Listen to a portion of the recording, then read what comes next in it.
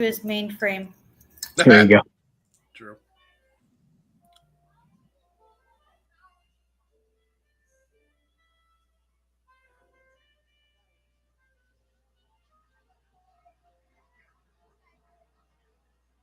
I don't like you. You're scared. And you should be. This is not your company anymore. Leave the cheek of CM Punk.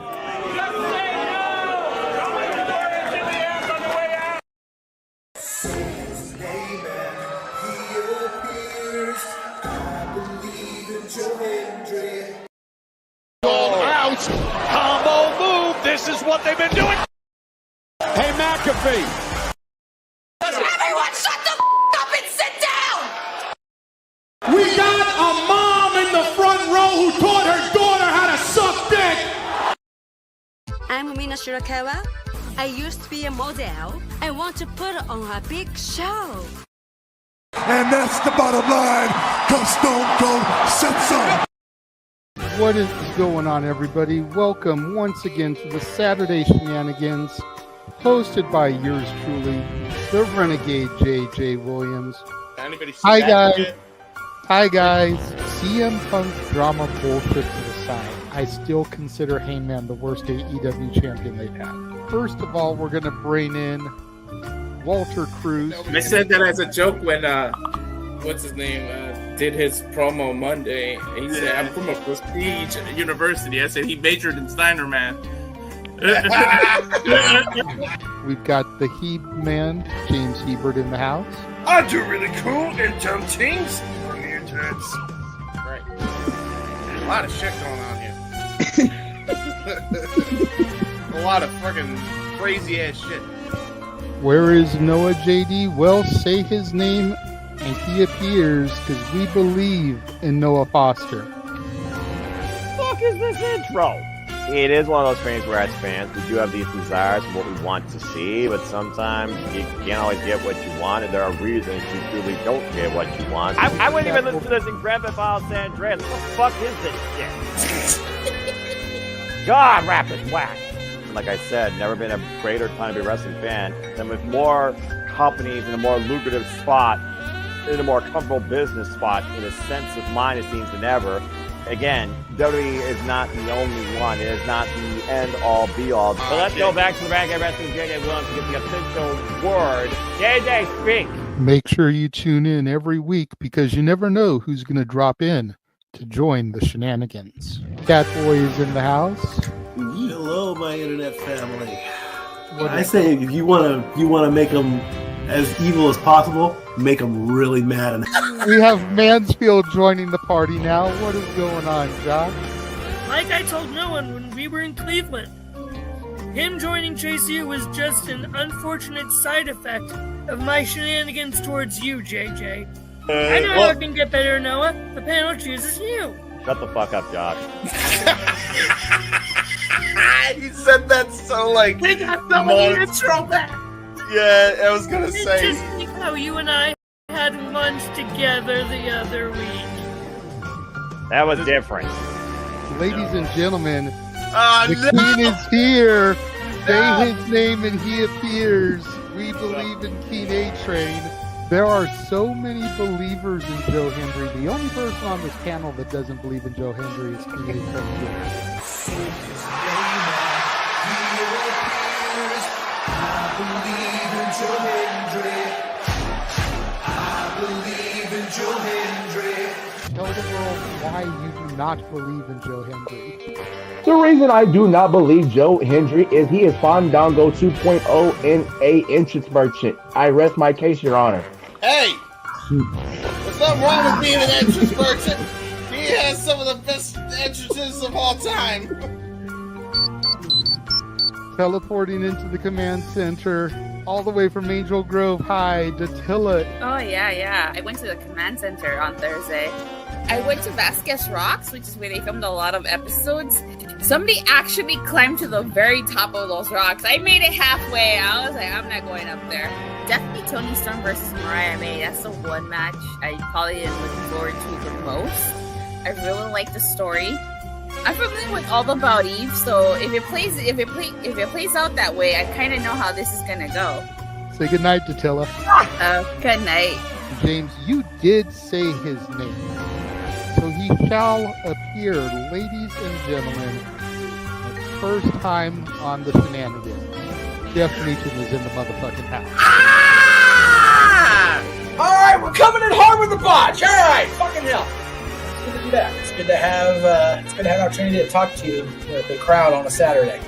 If you want to have yourself stomach through it, you can go back and watch when the Main Event Mafia took over Impact. That's what James was talking about. So if everybody just joined us, we're talking about people sedating people, attempted murder, boys, and tips. Welcome to Saturday Shenanigans, everybody. Aren't you glad I'm back? Welcome back, Jeff. Cool. What is going on, everybody, and welcome to the Saturday Shenanigans, the reliable feature from the Simply Reliable Studios. I, of course, am your host and moderator, the Renegade of Wrestling, JJ Williams. Hope everybody is having a fantastic evening or morning if you're on the East Coast, as it's already after 1 o'clock in the morning, and God bless you for staying up this late to be with our crazy asses. Let's go ahead and begin to bring in the panel of misfits. First and foremost, ladies first, because we are gentlemen here after all. Give it up for Shadow Batash. Ash is here, back again after the craziness of last night. We didn't scare her away. She was like, hey, I'll actually come back again. What is going on? Ash, how are you doing today? I'm doing very well. We just finished a very good MLW show. Yes. I never thought in my wildest dreams, after knowing the man for, God, damn near 15 years, that I would call a match with Ricardo Rodriguez, the former Chimera, and I got to do that. Hey. And then on top of all that, number 40 was none other than the whole fucking show. The best person to put the high in high flying. And the best person to come out and save the filthy bros after the other filthy bro was already eliminated. And we got that dream scenario of Riddle and RVD toe to toe. Right? That was such a fun interaction. It makes me want to see what like a proper full match of theirs would be like. Absolutely. And MLW is the place where that could happen. Well, we're going to move on. Thank you for being here, Ash. You're welcome. Next up, we're going to bring in James. What is going on, good sir? It was a fantastic show, man. The other MLW shows up to this point have been hit and miss. This show was like, man, honestly, probably the best top to bottom card I've seen for a minute. Honestly, like it was perfectly paced. Everything flowed. The segments were not bad. They even made the Butterbean Jr. over there actually look like a credible manager. So overall, great success. Absolutely. Next up, we've got the founder of the feast, so to speak, joining us. Jeff motherfucking Meacham is in the house. Yes. I have. I found myself with an empty Saturday night at the House of Mouse, so I figured let's pop in and see what kind of shenanigans I can get into for reals around here. Why not, you know? But it's good to be back. Good to be back, as I say in the opening. Good to be back. Good to be with my peoples. And you said I'm the founder of the feast. I am always glad to return and make a JR popping in for an AEW style cameo. Always good to be back. So. And this is a cameo that doesn't cost us $20 or $30 for, a 2-minute video clip. Or in the case of a certain show-off, most recent former TNA World Champion who relayed the message to me through our favorite Kitty yesterday, $500 for a cameo and $500 extra for telling him to fuck off. So, thanks, Nick. Fuck you too. God damn, really? Yes. I don't know if he actually charges that, but Shannon, okay, really quick, and then we'll bring Rails in. So Paradise Kitty had a show in Arizona last night. They have one tonight. Same location in a casino. I forget what the fuck they are. I'm sorry, girls. But Nick Nemeth showed up, as did Justin Roberts, as they do when the girls go to Arizona. That's just what they do. So Shannon, my friend in Arizona, who JJ knows Shannon, we've been friends with them forever. She was at the show, so she sends me just a picture of both Nick and Jenna.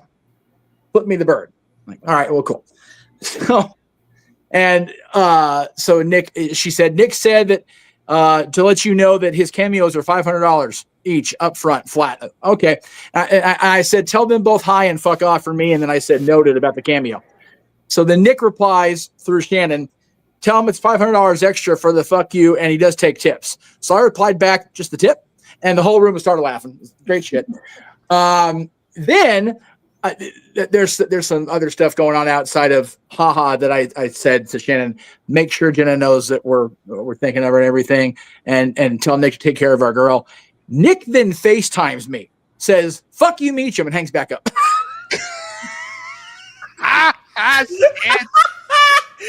Like, that's a hell of a Friday night for you.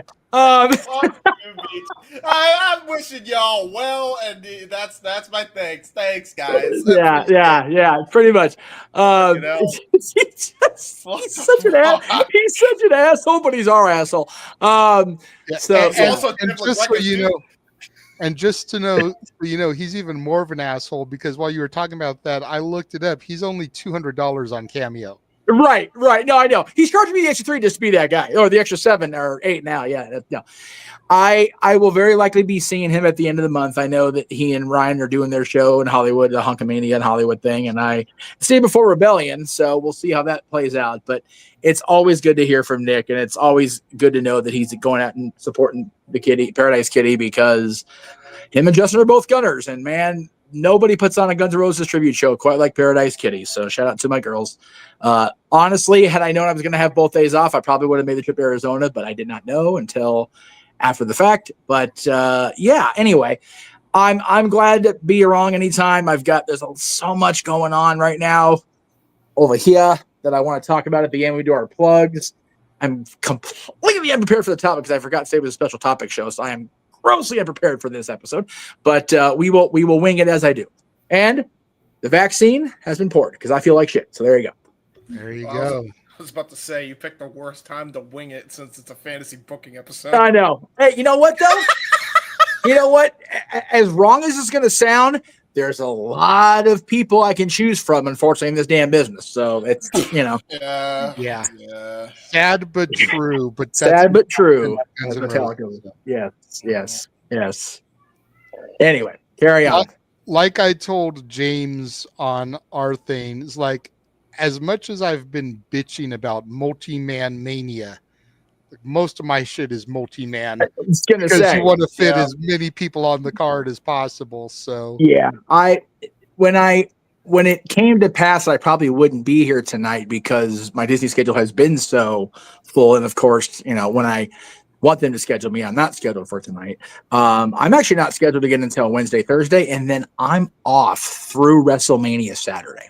Nice. Jesus. Right? It's like, again, if I'd known that in advance, I'd be in Vegas come Tuesday, the 14th. But, it is what it is. Or the 15th. Ways, it seems. What'd you say, Ash? I said the mouse works in mysterious ways, it seems. The mouse works in mysterious ways, and this show has proven the Mouse Mafia is a real thing. So we're just going to let that sleeping dog lie and move on with our topic. Yes. Jeff will no longer even attempt to come onto a show when he is at the happiest workplace on earth because the Mouse Mafia shuts it down like their name is Public Enemy or Onyx. And if you know, you know. And if you don't, like Vince Russo told Josh, do your homework, bro. Yeah. I can be on stage or backstage. It really doesn't seem to matter at this point. So nope. Although I did my solo stuff just fine. So I don't know what the fuck. Don't know.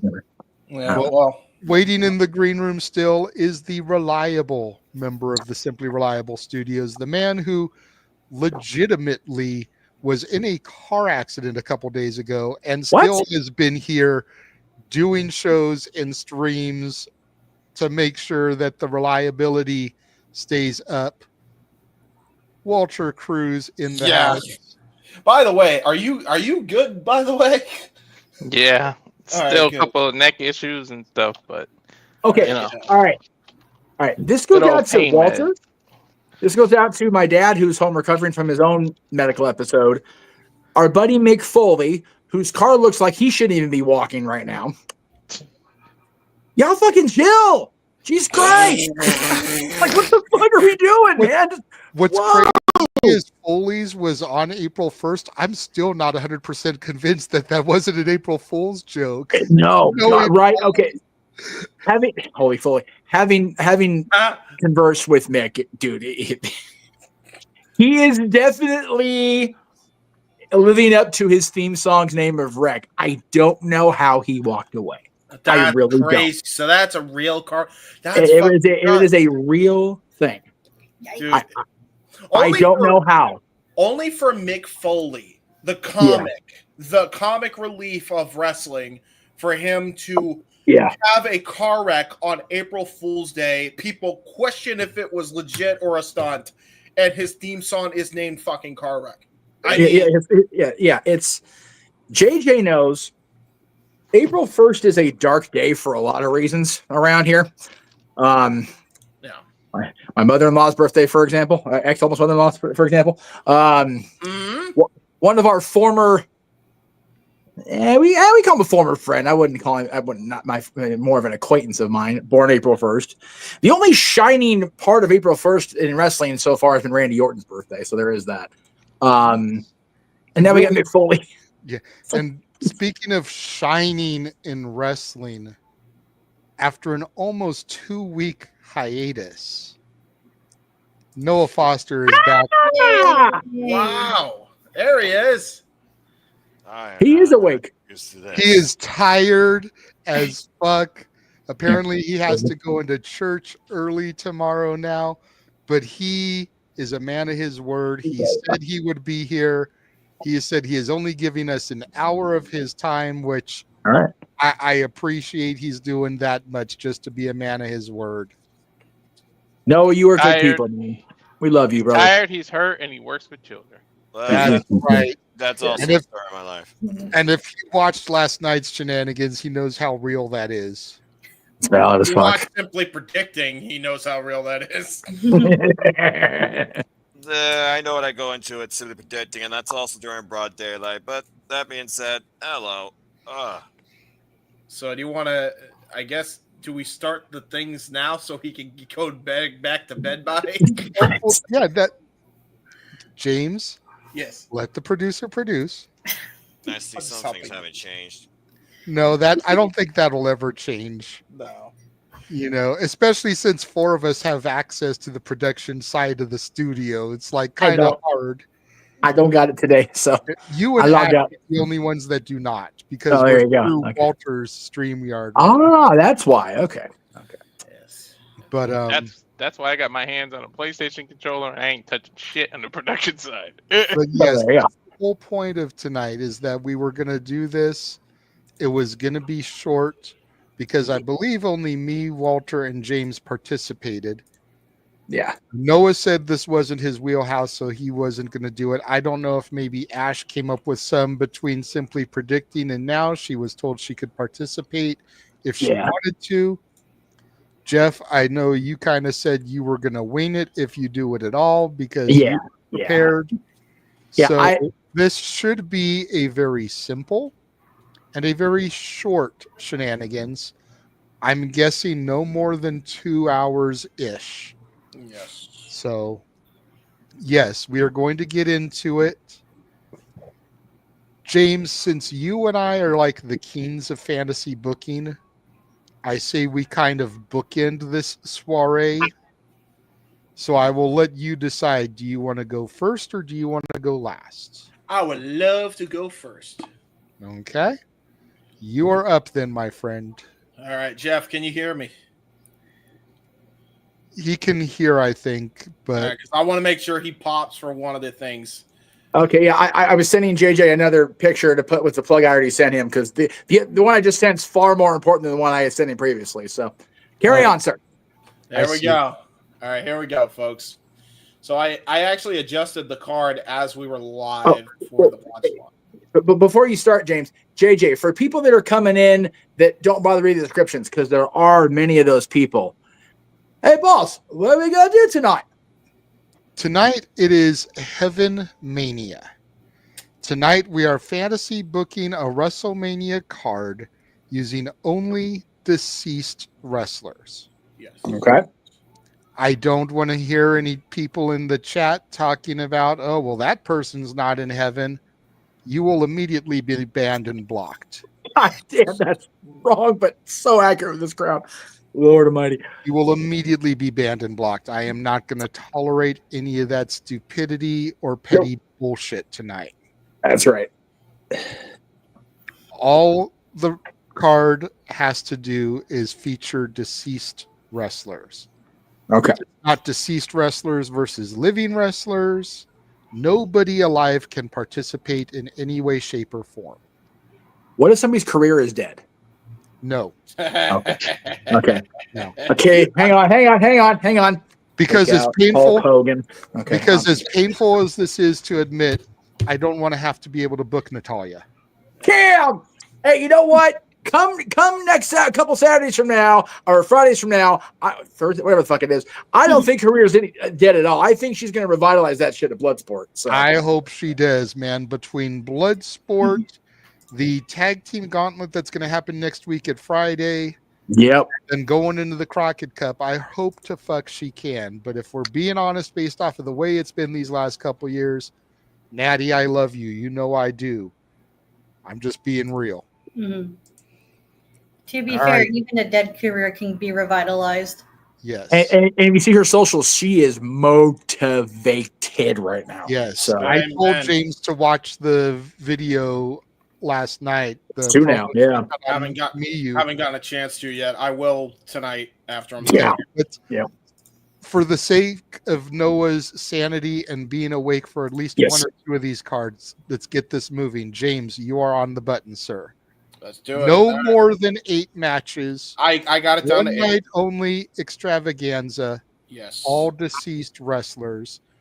Chat, let's start seeing some of the matches you would like to see at a HeavenMania, and maybe those that may want to participate but haven't booked anything, maybe they'll steal one of your ideas. There you go. Go for it, James. So I booked mine like as if it was a legitimate show, so not just a one-off. I did not Legends of Wrestling this card, so that's we kind of appreciate that. Yeah, well, nobody wants a Legends of Wrestling card. Let's be real. To be fair, but we also don't need you laying out 12 weeks of television from the Rumble to Mania to tell us how we got there. Okay? That is very true. Let's just get the cards. So, my first match is a Heaven Cruiserweight title match. Hayabusa versus Tom Billington. Fuck. Ooh. I'm here for that. Mhm. God damn. Mm-hmm. There we go. The Dynamite Kid and Hayabusa, dude. Let's go. Jesus. And there's history with both of them in the Oh, yeah. division, so makes sense Yep. to me. Tag team Monsters Ball match. The Loose Cannons, my dream team of Bruiser Brody and Brian Pillman versus the Wyatt family, Brody Lee and Bray Wyatt. Oh my God. Mm? Yeah. Okay. I know Jay laid the criteria that he did, but how can that match take place in heaven? Well, listen. It's deceased wrestlers, right? I can do whatever. Well, even God's going, all right, they get a pass only because it's them. Otherwise, none of y'all do this shit. That's enough. No. You think that's crazy, Jeff? Heaven Tag Team Championship multi-man ladder match. Oh my God. Okay. Get ready for this one. The Blackjacks, Lanza and Mulligan versus Los Gringos Locos, Eddie Guerrero and Art Barr versus the Von Erichs, Fritz and David versus the Hart Foundation, Owen and Jim Neidhart versus The Razor's Edge, Scott Hall and Rick Buckner versus the Road Warriors, Animal and Hawk. Okay. I just want to pop for the Blackjacks and the LOD in a ladder match. I'm good now. Thank you. You're welcome. Yes, you're welcome. And again, fuck Jack Lanza, Jesus Christ. And the Razor's Edge. I mean, yes, I love that. I love that. The two Razor Ramones in history. I love that. That's a thing because they were actually both part of NWO 2000, NWO Japan rather. So that's cool. I like that. Were they really? Oh shit! Yes, I didn't even know that. Wagner was regularly booked there, and then Scott, of course, went over there from time to time. So yeah, that's fucking hilarious. I did not know that. There you go. Yep. All right. Yep, there you go. Number 4, Heaven Television title. This is just another fucking technical classic here. Chris Candido versus Chris Benoit. Battle of the Chris's. That's a hell of a cable bill if Heaven has a TV. Mm-hmm. Franchise Shane Douglas is tuning in for that one. Like, my God. Yeah, I love it. Him and Franny both are popping for that one. That's great. Triple threat versus Revolution member. Absolutely. He make it. You know what? Special guest referee. Why not? You should make it a three-way dance and throw Gentleman Chris Adams in there. Ooh, there you go. I'm thinking about that. And actually, James, both of them were part of Triple Threat. Benoit was in the Triple Threat before he went to WCW. That's very Benoit, Malenko, and Douglas were the original Triple Threat. So there you go. Okay, so this might tug at the heartstrings of Jeff here and Noah with my next pick here. Heaven women's title match. It's a fatal 4-way. Daphne versus Luna Vachon versus Hana Kimura versus Ashley Massaro. Yeah, it does. It does. So I did that specifically for Jeff and Noah because I know he loves Hana. I know he loves Daphne. He's friends with Daphne. God rest their souls. Friends with Ash. Yeah. It's So say Ash came over to the old apartment. She did. It's okay. Anyway. Well, there you go. Number 6, Ultimate Submission Match. Antonio Inoki versus Bruno Sammartino. Yes. Thank you. That's the match it should have been for the WWF Championship in Japan. Back when Inoki was good, but man, Bruno putting Inoki over would have been fucking major. Mega. Yeah. Mega major. Yeah. Heaven International title match for number 7. Jay Briscoe versus Macho Man Randy Savage. I like the Styles Clash here. I like that. Okay. Okay. Two Savages too, so it makes sense. Yeah, I mean, yeah, that's fair. Randy Savage and a Savage in his own right, so why not? Yeah. And for the Heaven Heavyweight title, alliterations, pal, to round out the card, your main event, Big Van Vader versus Bam Bigelow. And that's one match I really think that had the American companies both had the proper foresight, they could have got.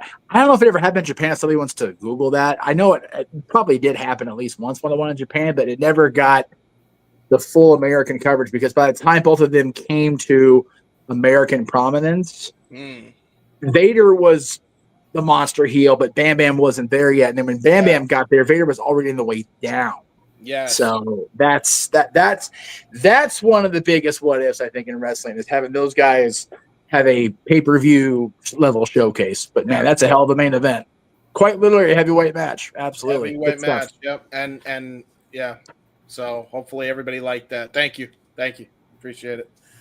Not a bad card for somebody that everybody expects to book good cards, I guess. I have a lot to live up to, I guess. Both of us do. Both of us have the Shawn Michaels 95 follow that aura about us when it comes to booking shit. Yeah, that's true. Yeah, if you go back to that show we did where everybody did their fantasy WrestleMania, I thought I had a pretty good one. And then James went, "All right, Jeff, hold your own beer." Like, yeah, that's true. That's hold mine and yours. Yeah, no, seriously. Well, yeah. At that time, you weren't drinking a lot yet, so it's like hold your. Let's see, what were you drinking back then? I don't know. Anyway, Well, JJ got super Fireball. pissed, and he's like, "Well, you know what? I'm a fucking one up this motherfucker next time." So I'm curious on where we get here. Right. See, and like I feel like my card is good. Mhm. I don't know if I'd say it's better. Definitely Okay. different. Definitely Yeah. different because I have a lot of multi-person matches, like Right. James does. So it's like I think it's all just a matter of texture and taste. So Yeah. Yeah. Well, that's a little bit of everything. that's the beauty of stuff like fantasy booking when it's done right, because at the end of the day, we're all wrestling fans first and foremost. We want to see what we want to see, and stuff like that. That James's card, I'm sure yours will be too. And who else participating, Walter? yes. Okay, I'm sure your cards will all be that proverbial wrestling based in the carnies. 3-ring circus. Okay, you don't like the lion act, go watch the clowns. You like the clowns, watch the fucking trapezes, whatever. There's something for everybody. That card had something for everybody. Yeah. So I feel good. there you go. There you go. All right. So All right, Walter. there you go. All right. I figured I keep it simple. I didn't try to go crazy or with a theme and put all these multi-matches. No, I'm not making fun of you guys, but I kept No, it that's nice fine. and simple. So I started with a ha-ha match because I figured you got to do a throwback. So Sure. I put tuxedo match, Bobby the Brain Heenan versus Mean Gene Okerlund. Yes. It's a fun over. Yeah, it's got to be like pre-83 Heenan, so you actually work and not try to bump with a broken neck, though. Yeah. Like, Jesus. Oh my God. That's good. That's very with, good. with Howard as the referee who doesn't lose his tuxedo for once. So there you go. Yeah, that's There you go. right. Amen. And then I did all single matches. So Oh, okay. Wow. Okay. yeah. So next I got Owen Hart versus Mr. Perfect. Ooh. Damn. Yep. Ooh, that's Another a one that should have been That's and a would have shout, been. man. That's a That's great a show. technical masterclass right there, if I ever heard one. Damn. Oh. Accurate. Then I got Battle of the Bigs, Andre the Giant versus Bam Bam Bigelow. Oh, okay. All Oh, right. that's a good one because there was legit heat. Andre did not like Bam Bam because Bam Bam was a big guy, and Andre was like, "This is my territory. Fuck you." So I like that. That's good. Followed by another big man, Yokozuna versus Umaga. Oh my God. There you go. I want to showcase. I'm here for it. Yeah. Then I got Brian Pillman versus Chris Benoit. Battle of the Horsemen. Mm-hmm. Yeah. And then I got Sensational Sherry versus Luna Vachon. Oh my God. Mm-hmm. Yeah. We should have that 93. We should have had that match in 93. Yeah, so we that's should awesome. have. Yeah, we should have. Then I have Razor Ramon versus Bray Wyatt. Ooh, okay. Oh, not a bad one. Like that. And then Eddie Guerrero versus Macho Man Randy Savage.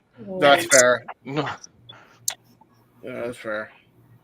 that would be 8. Yeah. That's great. Oh, that's so.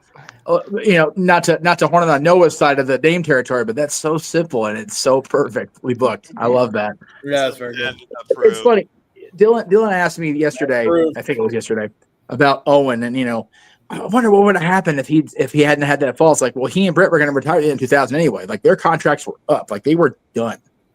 But just imagine if they'd both carried on, and it would have ended up that Owen and Henning were in the same company at the same time. My God, just what like you said, Ash, what a technical masterclass that could have been. I know they had their match Wrestlemania 5, but it was Owen as the Blazer.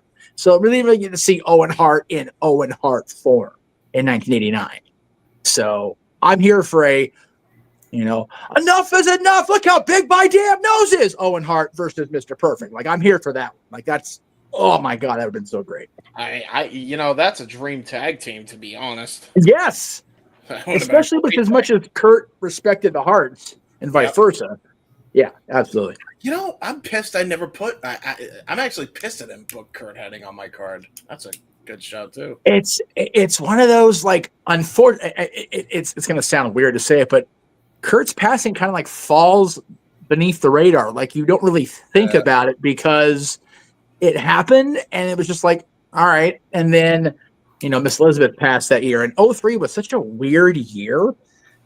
And like a lot of crazy shit happened. Road Warrior Hawk passed later that year.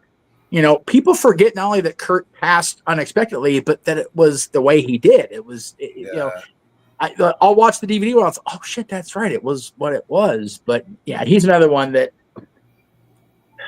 his passing was so inexplicably imperfect that I think our brains just subconsciously block it out, and we try to think about it. Yeah, that's true. Anyway, all right, Jay. Here we go. Before I go, Ash or Jeff, do either of you have anything that you would like to try to ad lib or do your own little thing? I go ahead, Nats. Oh no, sorry. I was about to say fantasy booking is not my forte. I don't have anything. We can have her be a judge. Noah, Jeff, and Noah can be the judges of ours. There you go. That's I love all your ideas. That's probably the fairest thing because I've loved both cards so far. So Right? I think I will respectfully abstain so I can be a clear, objective judge on all three. Exactly. All right. There we go. All righty then. Here we go with mine and chat room. You can kind of sound off as to who had the better show here.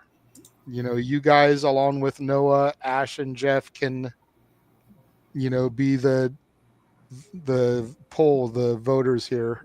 Yes. So I'm kicking my show off hot, heavy, fast-paced, and technical. The Dynamite Kid versus Chris Benoit with Woman. Yep. Cool. All right. Yep. Okay. Damn. Following that up. Well, go ahead, Jeff. I wish we could have got Tommy versus Chris with both of them prime shape. God damn it, that would have been such a fucking thing of beauty. My goodness. James or Walter, whoever, since you're producing, if anybody is commenting as I read these, go ahead and bring that up because I've got my little document with my matches kind of blocking everything. Yeah, I got you. Going from that match to some tag team action. The Minnesota Wrecking Crew, Ole and Gene versus the Blackjacks, Lanza and Mulligan. Ooh, that's a hard one. Man, that is a long-reaching cut, but goddamn would it be something. Yeah. I like that. Yeah. Yeah. Hang on.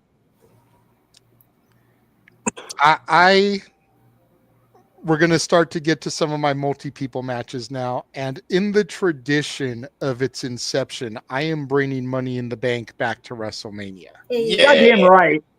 And I have both a men's and a women's. First up is the women's Money in the Bank ladder match.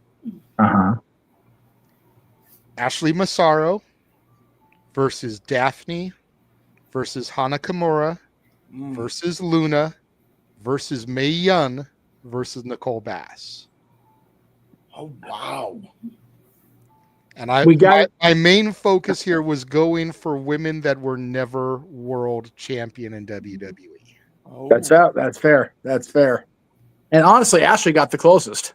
Yeah, I had Chyna in it originally, but I was like, no, Chyna became champion. I had Sherry Martel in it originally. Sherry was champion. So I took them both out because I wanted it to be women that never achieved that feat. Yeah. It's the same thing when I get to my men's one, just a little tease. Part of me wants like the great Mae Young, like Johnny Mae Young, like 50s Mae Young. Part of me wants to see the Mae Young we all saw in the ladder matches. I want the Mae Young from the Queen of the Rain movie. Okay. I want prime Mae Young, not Mae Young that gave birth to a hand and was fucking Mark Henry. to be fair, Jay, that Mae Young would be crazy to actually do a ladder match. This is fair. I mean, she got powerbombed off the stage through a table by Bubba Deadly. So, okay, so she has the looks from the 50s, but everything she knows now, that's a scary thought. Oh my God! Right? That's a scary thought. No, we don't want to send the Mae Young back in time. It'll ruin. Oh my God! Anyway, go ahead, Jay. All right. OnlyFans? What's that? We have some. James. Sorry. We have the first of two trios tag team matches. Oh, geez. Chris, David, and Fritz von Erich versus Angelo Poffo, the Genius, and Randy Savage with Miss Elizabeth. Yeah. Wow. I forgot Lanny passed. I'm an asshole. Wow. I did too. Damn. The Von Erichs versus the Poffos. That's wild.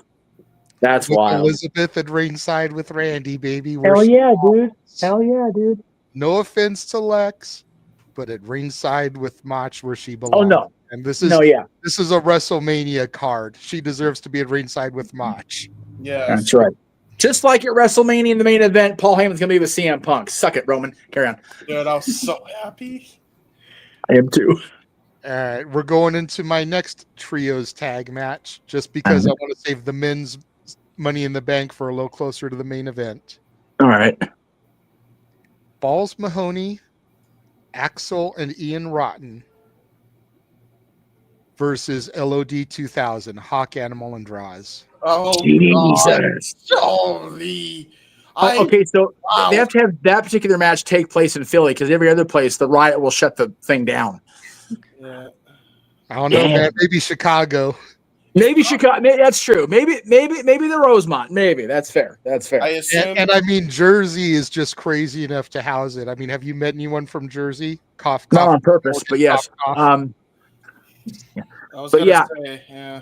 Yeah, having Axel and Ian on the same page on a card like this would just, oh my God, like. And then you've got the history with Axel and Balls too. Right, exactly. They're swinging freaks.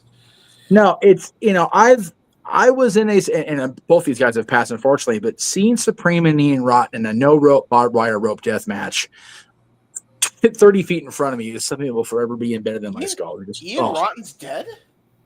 Yes. All three. They both are. Yeah. Ian passed before Axel did. James. Yeah. Really? Oh, shit. Well, there you go. Fucking All right. Keeping in line with my women's Money in the Bank is being people that never achieved world title in WWE. My men's Money in the Bank ladder match. Oh boy. Davey Boy Smith versus Jimmy Snuka versus Mr. Perfect versus Razor Ramon versus Ravishing Rick Rude versus Roddy Piper versus Test versus Texas Tornado. Wow. And yes, Jeff, you just heard me book Rick Rude on a fucking card. Well, that and there are a lot of guys in that match that it can only be booked in heaven because most of them would have done a ladder match. Roddy definitely wouldn't have in sound mind. Roddy was he hated ladder matches, always did. Rude, I think, would have done it because he did the Cage of the Warrior. So he proved he's like, whatever, fuck it, let's go. Yeah. Razor's done one. Razor's done a couple. Snuka's known for jumping off the top of cages, so the glory spot of him doing the Superfly splash off the top of the ladder. I'm definitely here for a ladder dive, Superfly splash as opposed to the cage because that was never done that I know of. All right. That's good, man. That's solid booking. I like that one. Okay. All right, now, and if you really want to nitpick, either one of these can be main event, but I'm just going the way I'm going to go. Okay. Your semi-main event, Eddie Guerrero versus Owen Hart. Yep. Somebody did say that in the comments. Yeah, they did. So Yeah. that's good though. That Great minds think alike, and that's another one that had Owen survived and had Eddie been in the company sooner. Hell, even if Owen had stayed on his contract, and when Radicals crossed over, we could have got that. Yeah. Whew. Yeah, lies. He would have probably been in the Radicals. Who are we kidding? Well, I mean, yeah. If he wrestled Bret Hart, that still would have probably happened. He would have definitely joined them. Yeah, probably. Yeah. So anyway, and for your main event, keeping with the theme of WrestleMania these last few years, Bloodline rules. The Wild Samoans versus 3 Minute Warning. Oh wow. Yep. Yeah. Dude, that's a heart tugger, that one. Yeah. Yeah. But it's Eddie and Matt at 3 Minute Warning. Yes, it's not Rosie the Shit and Umanga. It is 3 Minute Warning. Rosie and Paul. This shit. I'm gonna let Ash and Noah go first on the judging because I have. Go ahead. My God, these are all good cards. So holy shit, I'd watch all of them. Yeah, at that, I would watch all of them. I'd pay AEW prices for the pay per view. There you go.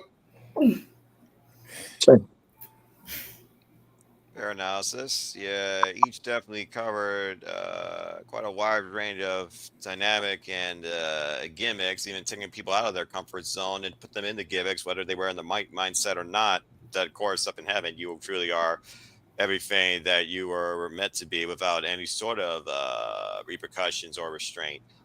You definitely tugged my heartstring with the women, particularly with Hana Kamara and Ashley mentioned in the same sentence. Two women taken way too early, never got to that top echelon, had left such a lasting impact on so many young female lives in and out of the business. So kudos to you all, including Ashley and Hana in the same match.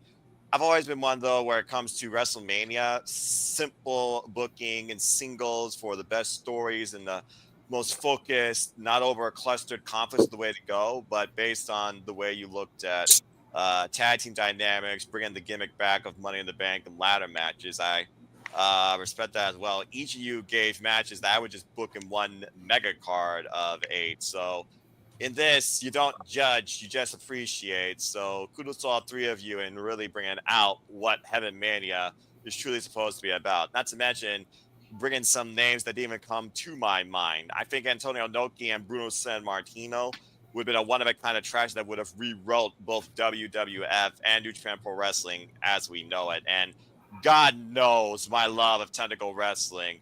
If Zack Sabre Jr. and Bryan Danielson is the modern-day Tentacle Classic, then the immortal Tentacle Classic would have been Owen Hart and Eddie Guerrero. There is nothing that can match that. So great job by all three of you. Yeah, I definitely would have elements of all three, if I'm being honest. I have to agree with my colleagues. There's so much good in all three of them that, you know, I love the booking reasoning behind the Money in the Bank matches that Jay had. I love the simplicity of Walter having all one-on-one matches and starting off with a haha. Very much WrestleMania 12-esque. All right, let's get the Hucker the Nacho Man out of the way. Let's have Gene and Bobby cut it up and have a tuxedo match and have Howard not lose his shorts for once. Screw the Battle Royal. Just have a gimmick one-on-one, and that's about as gimmick as you're going to get. Yes. Pretty much. Yeah. There you go. Have it be a lumberjack tuxedo match. All the guys in the game got to roll around the ring this time instead of Gene and Bobby calling them. They're surrounding Gene and Bobby. Jesus. They're not all dead. I understand that, but I mean, yeah, there's that. Yeah, gun in my head, gut instinct. I'm choosing JJ just because I love the idea of the Money in the Bank matches, and then the tag team main event's not fair because I'm so close with the Anawahi, so it's like fuck. Surprised nobody booked Dusty anywhere, to be honest with you. Not one of you booked Dusty, so I was like, okay. I have a plan. Dusty's the one who booked all of this, and we just inherited his spirit. That's valid as fuck. That's valid as fuck. Fair enough. Fair enough. He should be the ring announcer to everything. There you go. Yeah. Okay. Dusty's the book. Okay, that makes total sense. He booked everything, and we were just like the ones that put it all together because we're fucking crazy. I did scratch what I called the big meaty men slapping meat battle royal off of my show, and Dusty was in that. Okay, that's fair. That's fair. Well, So, we'll like- put that on the pre-show.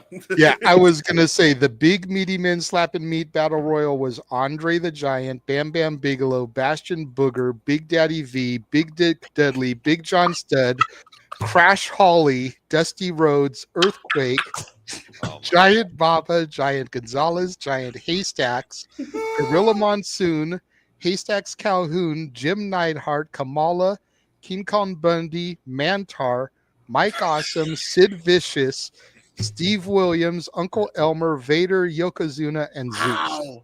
Okay, Uncle okay. Elmer's a I deep cut. am popping so hard for the fact that there's all these big motherfuckers and then Crash Holly.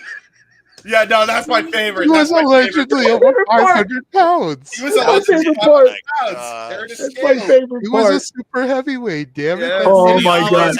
Okay. always had the scale to prove it. Okay, all right. The only way that's even better is if Crash wins. Yes, yes. He's the one who eliminates Dusty Rhodes. That's and what I Dusty was was gonna looking that way put in it. because he just super genius, baby. Oh my Yes, God. Absolutely, baby. That is how I would have booked it, is to have Crash win. You have him no, hide under the ring for a good chunk of it, and then when there's like Yes. the last two men, fucking Yes. Crash emerges and just eliminates the last man standing. Oh my God. Okay. Yeah. Where did Crash Holly come from? He must I have been love- the whole time. Yeah. I love that booking. That definitely puts it over the top for me for yours, Jay, even though it was a bonus match. And the fact that Dusty booking everything, I love it all, baby. Yeah, It's, you know be- what? it's beautiful. JJ got me with that because the definition of infinite meat, he nailed it. Well, you know, the Andre now is usually on the SmackDown Go Home, if at all. So that's why Right. I pulled it. But like, No, it's fair. That's fair. That's good though. and Yeah. then, that- like I said, the big meaty men slapping meat battle royal, baby. Woo! Big One by division. Crash Holly. Okay, so That's so insanity. so you know, all right. Since we brought that up, you know what I was gonna do. Here's what I was gonna do. Oh, here we go. Now James has to try to one up me to get his This is thing when you back. started. So, Right. Yeah. I just had to counter the fact that nobody had Dusty booked, because I just scrapped it. Yeah, Right, that's right, fair. right. I had two different matches together. I combined the two. It was the Bray Wyatt and Brody Lee match Oh, okay. against Okay. Bruce Brody and Brian Pillman, and I thought that made sense. So I was like, "Fuck it, I'm gonna put them in that." But the other thing I did was I did book. Oh God. I can't- I booked Balls Mahoney to take on ESW wrestler Wicked J, who also. Whoa. Yeah. I knew That's Jeff fucking would know. bananas. I know Jeff would know that one. Yes. That's a deep cut for him. Yeah. I know for a fact. So yeah, he was a backyard wrestler who did go pro for a stint. Yep. And Briefly, had all but he did. Yeah. had Wow. all the fucking tools to go pro and make it far in the industry. Yeah. Literally died not in the ring, not doing backyard wrestling because of a fucking garbage accident, because he was taking Yep. out trash and the thing crushed him, unfortunately. That is one of the wildest stories. That was just like, really, all this shit, and it's that. It just yeah. So, with that said, though, we just gave you all the matches that we had come up with. So, in the words of Dame Drops, it's super official. We're gonna make it 12 nights per card. There we go. We'll go Right, there you go. There you go. Dusty Rhodes Yeah, sorry, had a frog in my throat. Those were all, like I said, so good. And you've got, what I noticed is you got so many of the same people, and even the same people in the same matches on all three cards. Like they had like certain elements tweaked, but it's very telling that a lot of the same people are put together, because we know had they had the opportunity, they would have gelled like butter together. So that's great. I like that. Very cool. So there you go. Well done, Anyway, gentlemen. yeah, well done to all three of you. Bravo. I'm glad I didn't partake, because I would have felt lesser than now. So Well, you're right up there on the boat with Ash, to be fair. yeah, and I'm seeing the chat about Buddy Rogers again. Yeah, true. Buddy Rogers has really been more glorified in modern times by those who write the history books. But if you go back and if you actually read the accounts of those that were there, Buddy was only the first WWF champion because Vince and Toots did not want to put up with trying to book vets. And they had control over Buddy, and they liked that. Yep. Buddy was never going to be the quintessential NWA champion for all time, especially when Lou decided he wanted to come back and play some more. So I think Buddy Rogers' place in history is secure. He is the original Nature Boy. He was technically the first WWF champion. But looking back, I think that and again, this is a take from somebody that, wasn't there obviously, but I've had the chance to study it and, learn from, watching and listening and being observant. I think that had Buddy not had the heart problems he had that led to Bruno defeating him in short order and Bruno becoming what Bruno became, I don't know that Buddy's legacy would have been near as long reaching. Yeah. And maybe that's just, my own bias because I became such a fan of Ric Flair and the legacy that he instilled as the Nature Boy. But I've watched Buddy on tape. I've watched Buddy work. I've wrestle and the promo's second to none. Like, my God.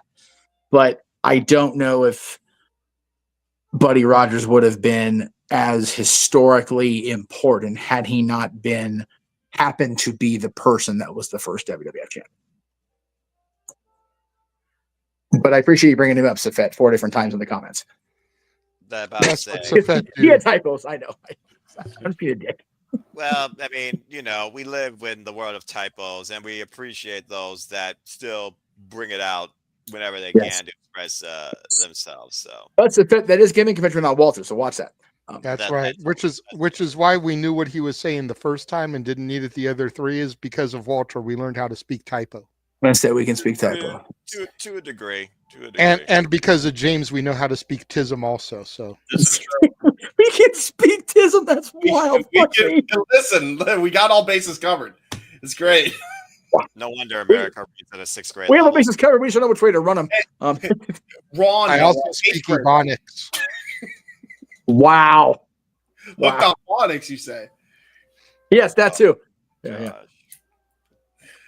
Well, anyway. Well, that went sideways in a hurry. Anyway. Yeah, that's about as much as I remember this going. Oy. James excuse me. Noah, would you like to say your good nights and get to sleep, good sir? Because you look like you're about to fall asleep on the headset. We appreciate you keeping your word and coming in like you did. Yes. Yeah, it's good to be back, but I've learned definitely these past 2 weeks, especially at 1 a.m., sometimes taking care of mental fatigue is far more valuable than dealing with the physical fatigue. And sometimes you really do need this thing called sleep. So God bless all of you. I'll see you literally next week for karaoke, baby. Well, no, don't forget he does AEW Dynasty here this evening. Oh, that's right. That's tonight. I forgot about that. Okay. Yeah. I'm not watching except for your guys. For us because it's not midnight yet, but for him, right. So right. Well, right. I hope for your sake, Noah, AEW does what they do and delivers on pay-per-view because the TV buildup has been a trip. Well, again, Dynasty's not one of the original Big Four, so I never consider them to put that much of an effort into that versus the Big Four. But suspension of disbelief, it still should be a fun night of wrestling, and it's good to be back verbally in the commentary scene. And in general, it's good to be back in a better state of mind, and it's good to be back with all of you. But for now, yes, I'm going to bed because I have obligations now even more so to fulfill for my commitments towards church. So thank you, gentlemen and ladies. Bid y'all a fine adieu. Till Dynasty, goodbye and good night, and God bless you. Good night, Noah. And if you guys missed Simply Predicting earlier today, go to the archives, check it out. We had a full 6-man panel, including Ash, including Walter and I, including our good buddy DJ from Rock and Ropes, and including the Shenanigans Simply Reliable Studios debut of our buddy Hannibal from across the pond. Oh, shit. who joined us today to discuss AEW. Stream damn near went 4 hours. It was almost like an AEW pay-per-view. I think we clocked it at like 3 hours, 51 minutes, and some seconds. Yeah. It was everything but simple.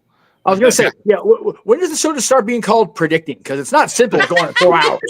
All right? Well, when you have such insanity is the best word to describe it, with people that have their thoughts as to where storylines should go. How can you book everything from Dynasty to Double or Nothing to All In? Possibly even further to Forbidden Door and Wrestle Dream. Yeah. You've got guys like DJ and Hannibal who are on such polar opposite sides of the fence when it comes to AEW. Yes.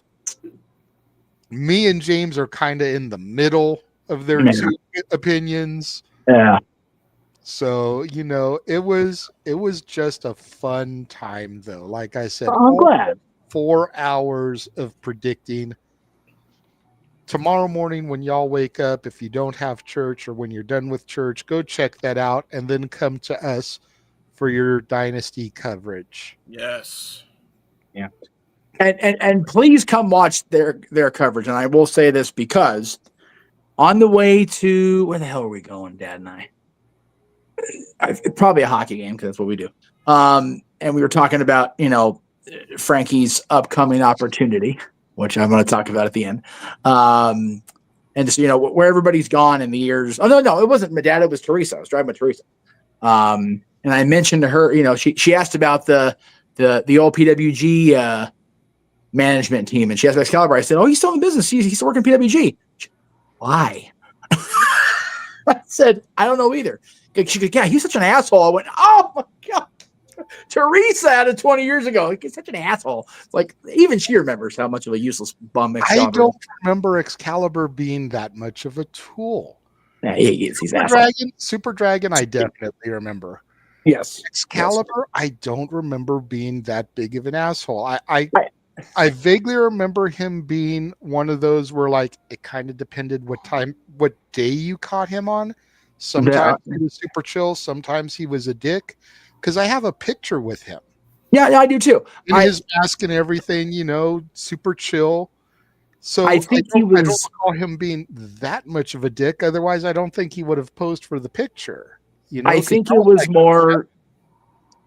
I think it was more he was standoffish, and that can come off as being an asshole a lot of the time. Because Excalibur's always been very standoffish with everybody. And that's how I remember Ronan.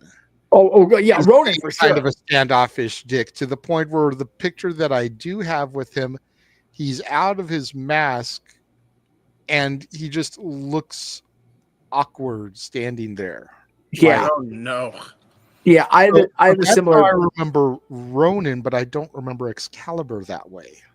Well, like I said, she brought him up. I mentioned what he was doing, and that was her comment. I'm like, God damn, if she remembers from 20 years ago, then maybe it wasn't just me. I just don't remember him being an asshole.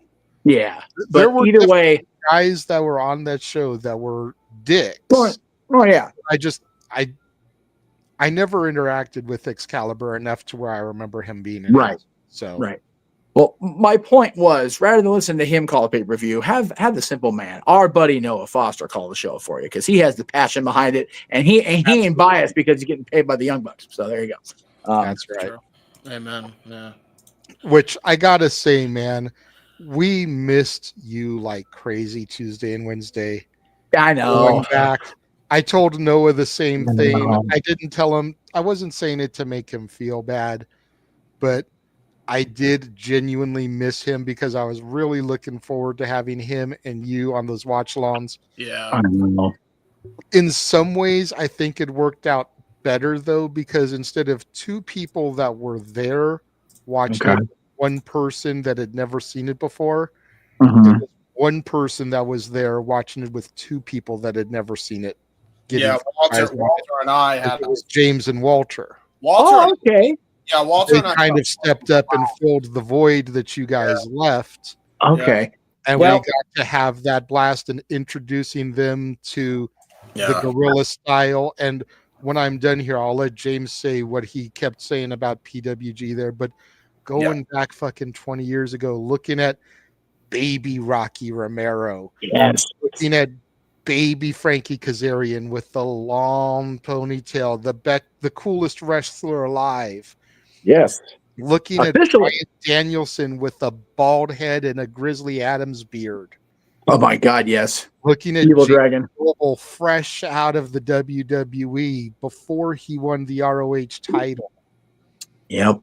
Looking at AJ Styles with the farmer boy comb down hair and the Fallen Angel and Samoa Joe when he was slimmer than what he is now, but still fucking go. Looking at Chris Sabin when Ace Austin looked like Chris Sabin did then. Right. Yeah.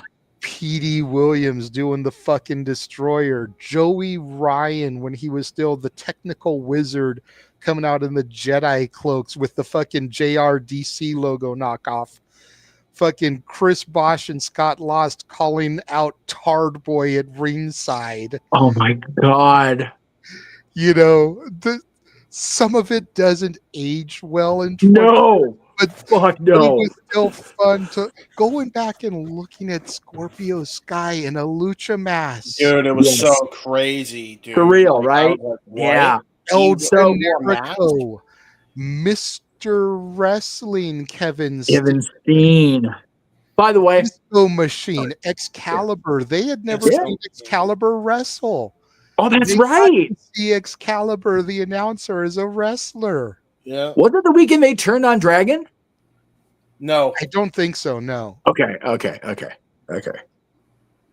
they were it was before that. It was before that. Yeah. Okay.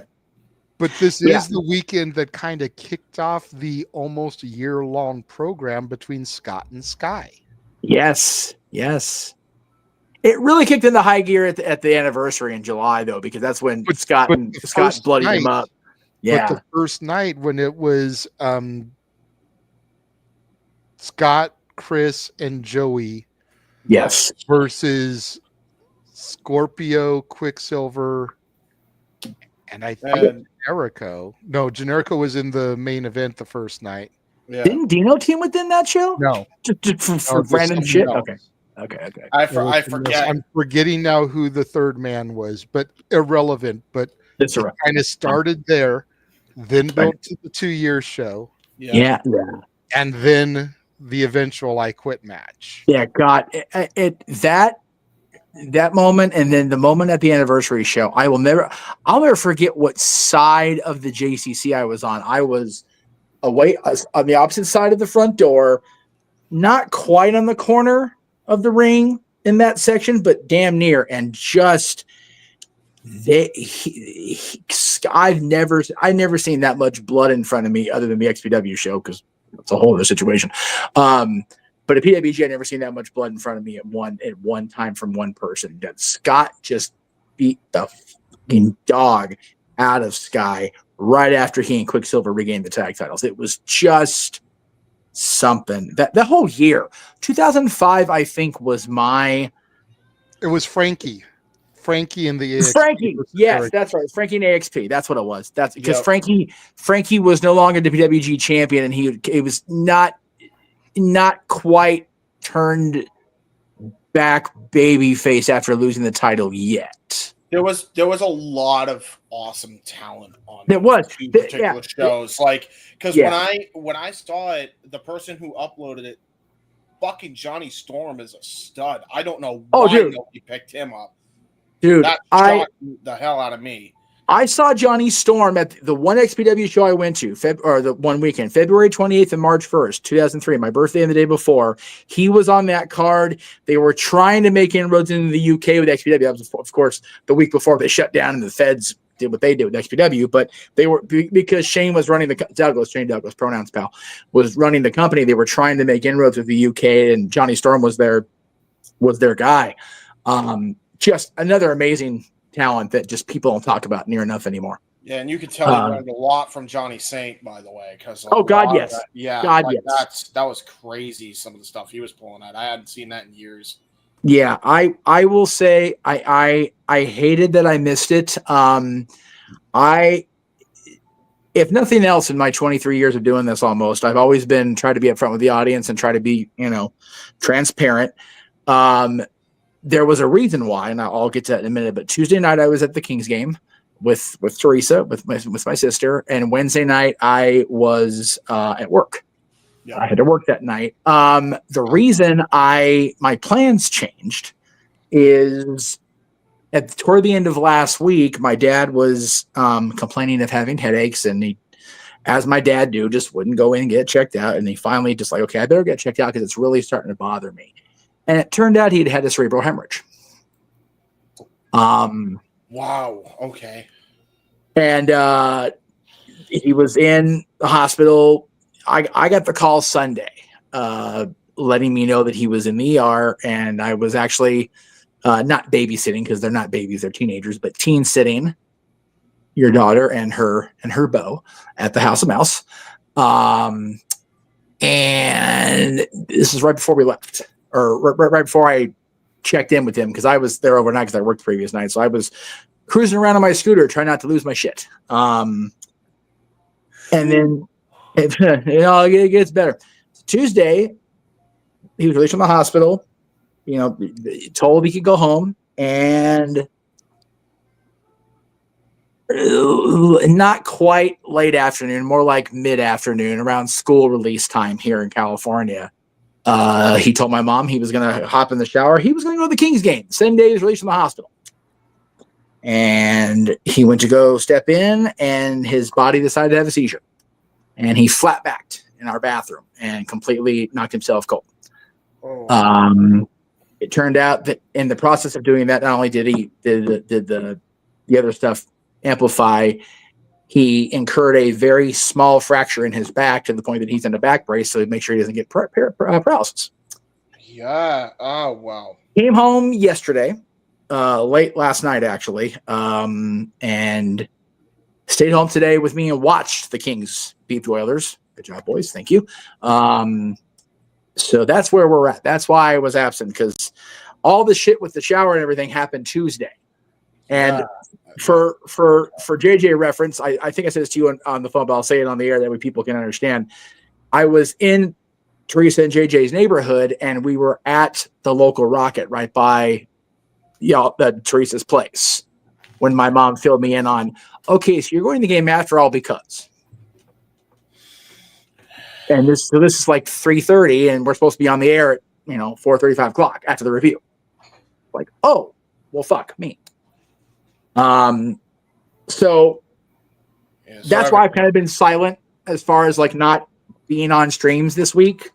But I realized that I need to not dwell on it, because that's exactly what my dad would not want to do. He's determined to go back to work. Like if it was up to him, he'd be back at work Monday, driving himself. And it's like, okay, here's the thing, you're not doing that. So we are going to take this day by day, as we always do in my family. As we do, we will get through it together.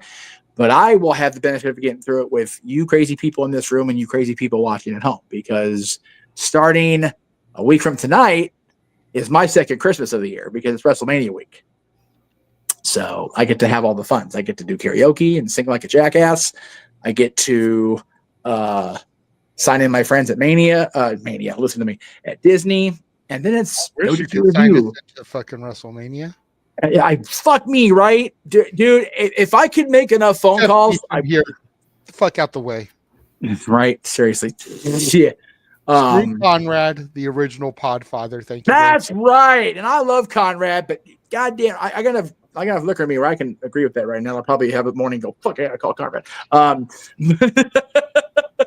But yeah, we get the review on Tuesday. Great, like everything is finally built to WrestleMania. We're finally here next week, so it's gonna be my Wusa, Jay. You know me, my Wusa. I got to get it at Disney, but WrestleMania is like the Uber Wusa. Yeah. So I'm here for it, brother. So that is why I was absent. I do apologize, because I still have yet to watch either night of that show back since I went to night one, since I missed night two to go to Hall of Fame instead. So yeah, I will still go back and watch it. I'll probably sync one screen up with the YouTube video of their stuff and one with you guys. That way I get the proper experience. But yeah, PWG, before PWG priced us all out of it going. Great. And again, James, you said it. The talent there was just on another level. Yeah. TNA guys, when they were still in their prime, Samoa guys. Joe, Yep. and again, Joe, I always have fond memories of Joe at PWG because his stupid promo about a random keychain he had in his pocket, just stupid random indie shit like that is what got us through. I was going to say earlier, 2005 was probably my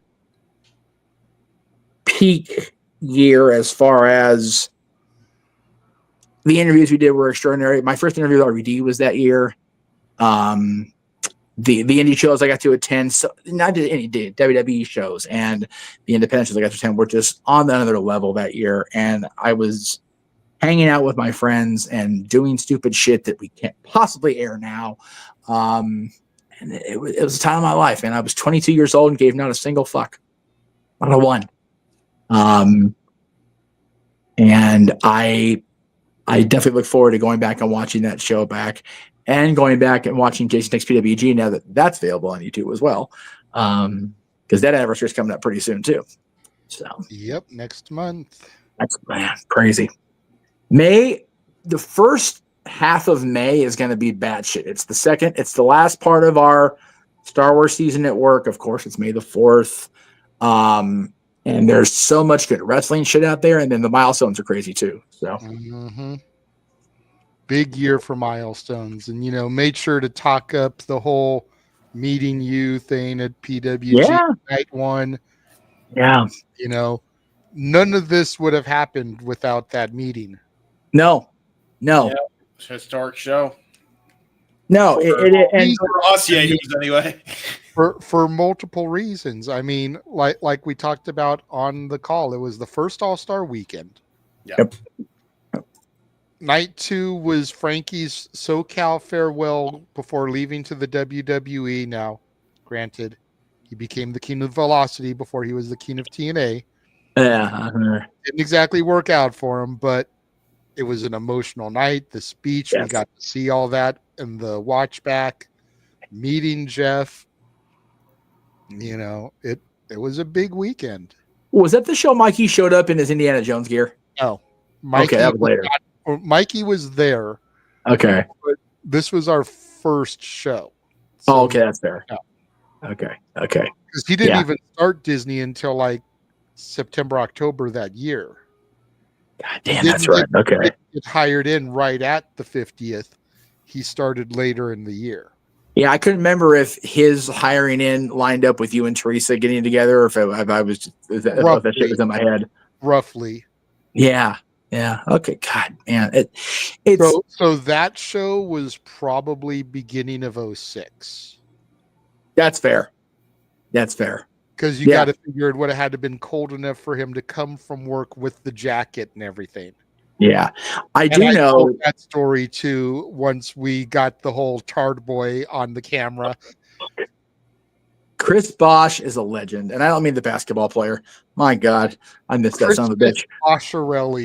Christmas Boscherelli, yes. So I will say, I also that show, those pair of shows, but night one especially because that's the only one I got to attend, is historically significant for me. Because that was actually my first date with Dylan's mother. And I look back at, the butterfly effect is the butterfly effect. Wow. Okay. Aaron, if you're watching this, I am drinking butterfly effect. The butterfly effect is some bitch. Had access services, the ADA courtesy service, booked her ride home correctly for 12 midnight the night of April 1st, instead of picking her up 12 hours later like was booked, and we hadn't found a different ride for her home, she wouldn't have stayed right here, and we never would have got together. So thank you, PWG, I think. I think. For all the problems that came with her, still has you got Dylan. your son who just celebrated his birthday yesterday. I was gonna say that's a perfect segue. Let's do it. Let's do that. Oh my goodness. 17 years of sideways glances, and the best is yet to come, my boy. Yesterday. Happy birthday, Bubba. 17, man. Fucking crazy. Oh, I can't believe he's 17 years old. That shit blows my mind. Happy birthday, Goob. Yeah. So the picture on the right, JJ, you haven't been back to the arena, I don't think, in a hot minute. They completely gutted out that side of the arena and turned it into a terrace seating. You told me you had to give up your seats. So, but where we're sitting is directly behind our old seats. So I'm like, you know what? Fuck it. We ain't going to be sitting over here very often. Come here. I had the extra just take a bunch of pictures of me and Dylan sitting as close to our seats as possible. There you go. So that's what that was. But yeah, the first one, maybe day 2, maybe first day, me feeding him. I can't remember if it was day 1 or day 2. We were taking a lot of pictures at that point. So, but yeah, 17 years yesterday. One more year, and then who the fuck knows? Yep. Crazy. Well, anyway, yes. We did get a super chat from Emmanuel. I saw that. Hi, Emmanuel. You know, the other Dominguez is the one that wasn't in the battle riot tonight. Yes. Right. $2 from Emmanuel. Thank you very much. Thoughts on the Charlotte and Tiff segment from this past week? Rough. I'm going to say this. Oh, boy. I still have not watched SmackDown in its entirety. Right. I watched the opening segment with Paul and Punk. Yes. I watched this segment because it was uploaded in its entirety on YouTube. Yep. I hear it's been edited since it was originally uploaded, but I saw it still in its entirety because the stuff that was removed, I heard it in it on YouTube. Oh, yeah. Oh, yeah. So I'm going to say this.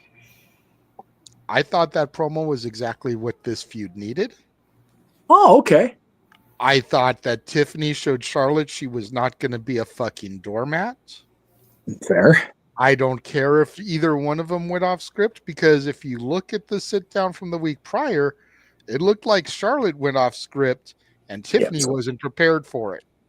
Right. So Tiffany came out there this week, was like, okay, bitch, you want to take the gloves off? I'm coming for your ass. Right. And she showed Charlotte she was not going to be a fucking doormat. Yep. She fired back in the very best Phil Brooks type of way. And I loved every minute of it because Ashley looked dumbfounded. Yeah, she did. I loved every fucking minute of it. No, I really think, and this, this is coming from a Charlotte fan who had said that he was going for Tiffany throughout this feud. I really feel like they rushed her back to television, even though she's cleared, even though she's ready, whatever. And they were not prepared with anything of substance to give them. And even if it looks like they, quote, went off script or gloves are off or whatever, I think this is exactly, like you said, Jay, what they need to do.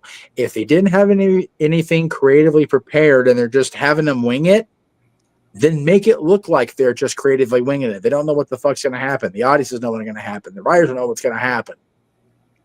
I wonder how reactionary it was, only because Tiffany directly targeted the divorce, knowing that people know, but Andrade and her have only been made part of storyline here and there, and definitely not on WWE television officially.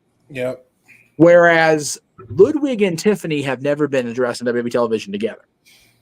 And Ashley or whoever throwing in that in her DM stuff, that seemed like one of two things. Either, okay, we've got the gloves off, I'm just going to go for it, or that may have gotten prior approval, and it was just made it look like it was more off the cuff than it was.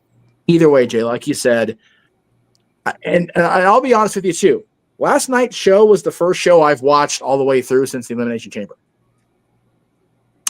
Just been too busy, to be perfectly honest with you. But I'm really only interested in WrestleMania right now for the 2 main event matches. Like the other the card looks solid.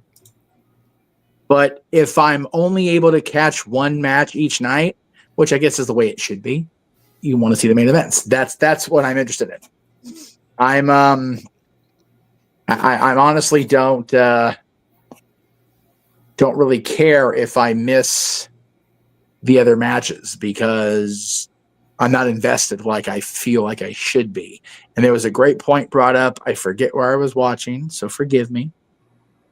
But it was brought up that, Bischoff's show, 83 weeks. The fact that, it was brought up, I don't know if it was a super chat or if it was just somebody in their room questioning Eric. When is it going to be time to withdraw the phrase, they get a main event match from the Royal Rumble winner? And I'm like, we were just talking about that a couple weeks ago. Mm-hmm. Because neither Rumble winner is in the main event match. Fuck, the women's title match is barely where are you going to put that? Not going to open the show. It doesn't have enough behind it. I think the world title match does now, especially with the way Gunther beat the fuck out of Jimmy on Monday. But I'm still not buying either one of those as a main event for WrestleMania because now we know for sure it's not going to be the case. So it's like, how far do we go with this? It should definitely be the winner gets a championship opportunity at WrestleMania. And that's how it has been. That's how it should be. But they need to take the words main event out of that little carrot dangling. So if nothing else, we're gonna poop on Conrad for me being the original Podfather, but he and Eric were right along with us, man. And actually, Conrad referenced NoDQ.com in a post that was on about what the fuck? I forget what post they were referencing, but they referenced NoDQ. So Conrad gets it too. Conrad understands what's up. But yeah, they were definitely go to bathroom, James. Do your business and then come back and do business. My goodness. Anyway. Yeah, it's the segment. I wish they could do more with both of them. I think Tiffany's so talented. Mm-hmm. And I think if they'd have just brought Charlotte back and just let it organically happen rather than her winning the Rumble, I don't think it would be this much of a visceral problem. Which is what you warned about. What we all warned about, knowing she was coming back. It's like, oh, they're gonna fucking Charlotte her again. Yeah. That's the sad part about Charlotte Flair's booking is just like if she's not in the title picture, they don't know what to do with her. Mm-hmm. Yeah. And that was very much Rick's thing in the late 80s, early 90s. They tried moving him away from the world title, and the crowd was like, no, he's the champion. Stop that. We don't want to see him fighting the TV champion on some random ass 605 show. Like, put him in the fucking main event. What are you doing? I'm not saying Charlotte's, God, listen to me. Charlotte's, the main event all the time, but, Tiffany made a very good point. She's been pigeonholed into it. Yeah. Mm-hmm. She's a player. That's why it was so imperative that Dustin established Goldust so he wouldn't be the Dweem's boy. It's worked for Cody. Mm-hmm. Yeah. But because Cody's told the story the right way. Yes. And been allowed to tell the story the right way. Dustin in 1996, it wouldn't have worked because Dusty was still active booking. Yep. He was still active wrestling too, I think. Part of it, that's fair. That's fair too. Because he was NWO. Oh my God. Oh, Jesus. Oh, that's give me a cerebral hemorrhage remembering that shit. I mean, to be fair, for that one. To be totally fair, though, it would have worked with Dusty if it was strictly him and the Wolfpack with Scott Hall and Nash. And they didn't just split Scott Hall from Nash and put him back with the black and white because within like a month. Yeah. God knows fucking why, by the way, because he would have fucking fit. Like, by the way, you want to know why the fucking NWO Wolfpack died after Randy Savage had to fucking leave? Because they didn't have Scott fucking Hall to take his place. Seriously, if the Wolfpack was supposed to be the cool faction, you took the cool guy out. Like, the fuck? Oh, well, Conan's cool. No. Well, Conan is cool too. He was then. Conan wasn't as cool as Scott Hall. He not as cool. Not as cool. I will give you that. But Conan was pretty cool back then. Yeah. And again, you needed the conflict, and that's Orale, Arriba la Raza. Oil of Olay. Oh, sorry. Let me speak on this. That's still one of the greatest things ever when he's hey, Conan, let me speak on this during the Elite reunion, and he just blasts him from behind. It's like, yes, get him, Lex. I will say, we went off course there. I was going to say underrated DX faction, 3 Live Crew. Sorry. Shit. But as when far I as that, saw the segment last week, I was convinced Charlotte was taking it. Yeah. Last night didn't make me so sure. And right. Should have done. Yes, exactly. You know, Arlene said that people think Tiffany went too far and should lose the title, get punished for it. Absolutely not. No. Because Charlotte did it first. Yep. I'm not saying 2 wrongs make a right, but I feel like Charlotte went off script last week and Tiffany got her get back. Yeah, that's fair. We can move on. And again, to the point that Jeff made, like, if they didn't have anything creatively for Charlotte and they rushed her back, that's all the more reason they should have given her to Rhea, because there's built-in history there that they could have just drug up and regurgitated. Exactly, especially with what they're doing with Rhea now, which seems they're making Rhea look like a whiny shit now. Mm-hmm. And it's just so badly booked. The women's championship matches are such a hot mess, and yet people are so happy, and they should be, that Jade and Naomi is a singles women's match with no championship stakes, and it's still got a WrestleMania level heat to it, which is fucking wonderful. God, I am so looking forward to that match. Right? True that. I think I'm the only one that has not gone and talked about these. Oh no, I dropped my phone. Oh, no. I'm not sure if Ash really spoke about it either. Yeah, Ash, you want to speak on this, Olele? I mean, it's if you can argue if it went too far, but I'd say it's fair game because prior to this, Charlotte was on a talk show and she brought up the fact that she went through like this many divorces already. Mm-hmm. Now, whether it's pre-approved or not, it did what it needed to do. It added like some heat to the feud, which seemed pretty one-sided based on something on Twitter. Yes. And also, I think part of the problem from yesterday is they had Charlotte do that media appearance on whatever talk show that was, and it was Ashley talking about what happened in her real life, and then Tiffany Stratton, the character, referenced it to Charlotte Flair, the character. Mm-hmm. And again, this is like the argument they made after Chamber, where The Rock did that thing in the ring, and then Dwayne Johnson, the board director, came out there and talked to the press. It's like, I'm okay with blurring the lines to an extent because we all know how the sausage is made. Like, we're not fucking stupid. Yeah. But you know, if you're gonna blur it if you're gonna blend it that much where you're making freaking, scrambled eggs instead of fried eggs, you gotta know when to draw the line and stop the fucking whisk, man. Yep, true. We got Mr. Avatar Man and Miss Avatar Man, by the way. Well, I was not wanting to stop discussion, but I had to go potty, so I was just going on mute. I feel you. Hey, listen, we're all going to the loon. It's great. Charlotte Flair. It's the Lou, by the way. If we're going to the Loon, that means we're going to the Nut House. Lou. L-O-O. If that's the case, I'm always designated to go to the Looney Bin. So I was going to say, speaking about Charlotte makes anybody fucking crazy. So that seems to be the case. Yes. Yeah. I mean, who gives a shit? Like I like Tiff. Charlotte, I know she's a good wrestler. For me, this has been a miss. And yeah, okay, we're doing the thing. If you're gonna go all in, I'm glad they're going all in. I'm with you guys, but like,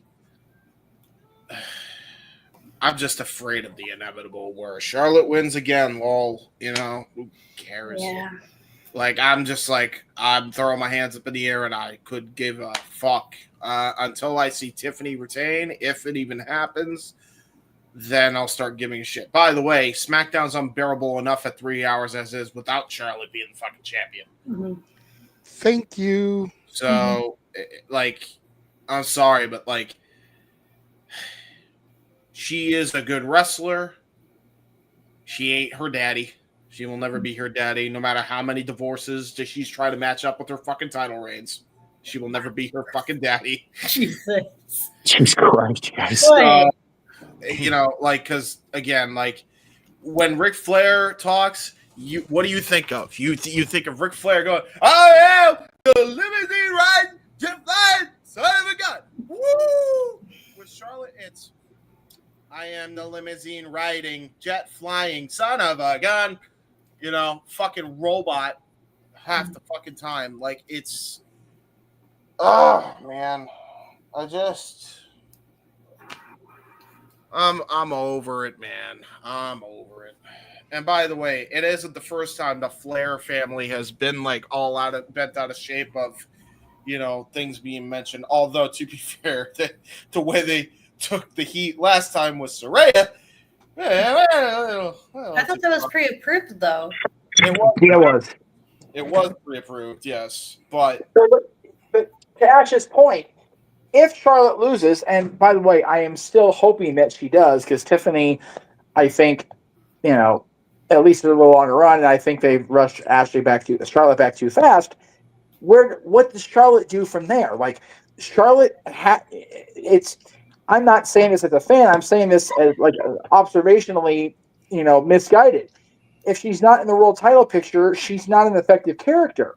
Yep. And you can't keep recycling the same shit over and over again. So I have an idea on that if you want to hear it, because I kind of passed this off to JJ. Here's more fantasy booking, folks. Haha, circle it back. Kind of the theme of tonight's show. There you go. My suggestion was that you start a new horsewoman after Charlotte loses, and she just says, fuck this and had enough, and she goes on the offensive just like a certain Blanchard's going on the offensive. I think you go full bore with this TNA WWE partnership and have her come in and Charlotte win the United States Women's Championship, and then bring in two more individuals. The two individuals I bring in to go for the tag straps, Teal Piper, Rachel Ellering. Fathers of former heel wrestling personalities. Is Teal wrestling now for sure? I thought she was last I checked. No? Good for her. I didn't know that. That's awesome. Yeah, she's been wrestling for a while. She was on the Double or Nothing Casino Battle Royal 2019. Oh, shit. I don't remember that. Wow. Okay. Yeah. I believe you. I just don't remember. So, yeah, Teal's wrestling. Rachel, we know, has been wrestling for a minute. Yes. So, yes. There you go.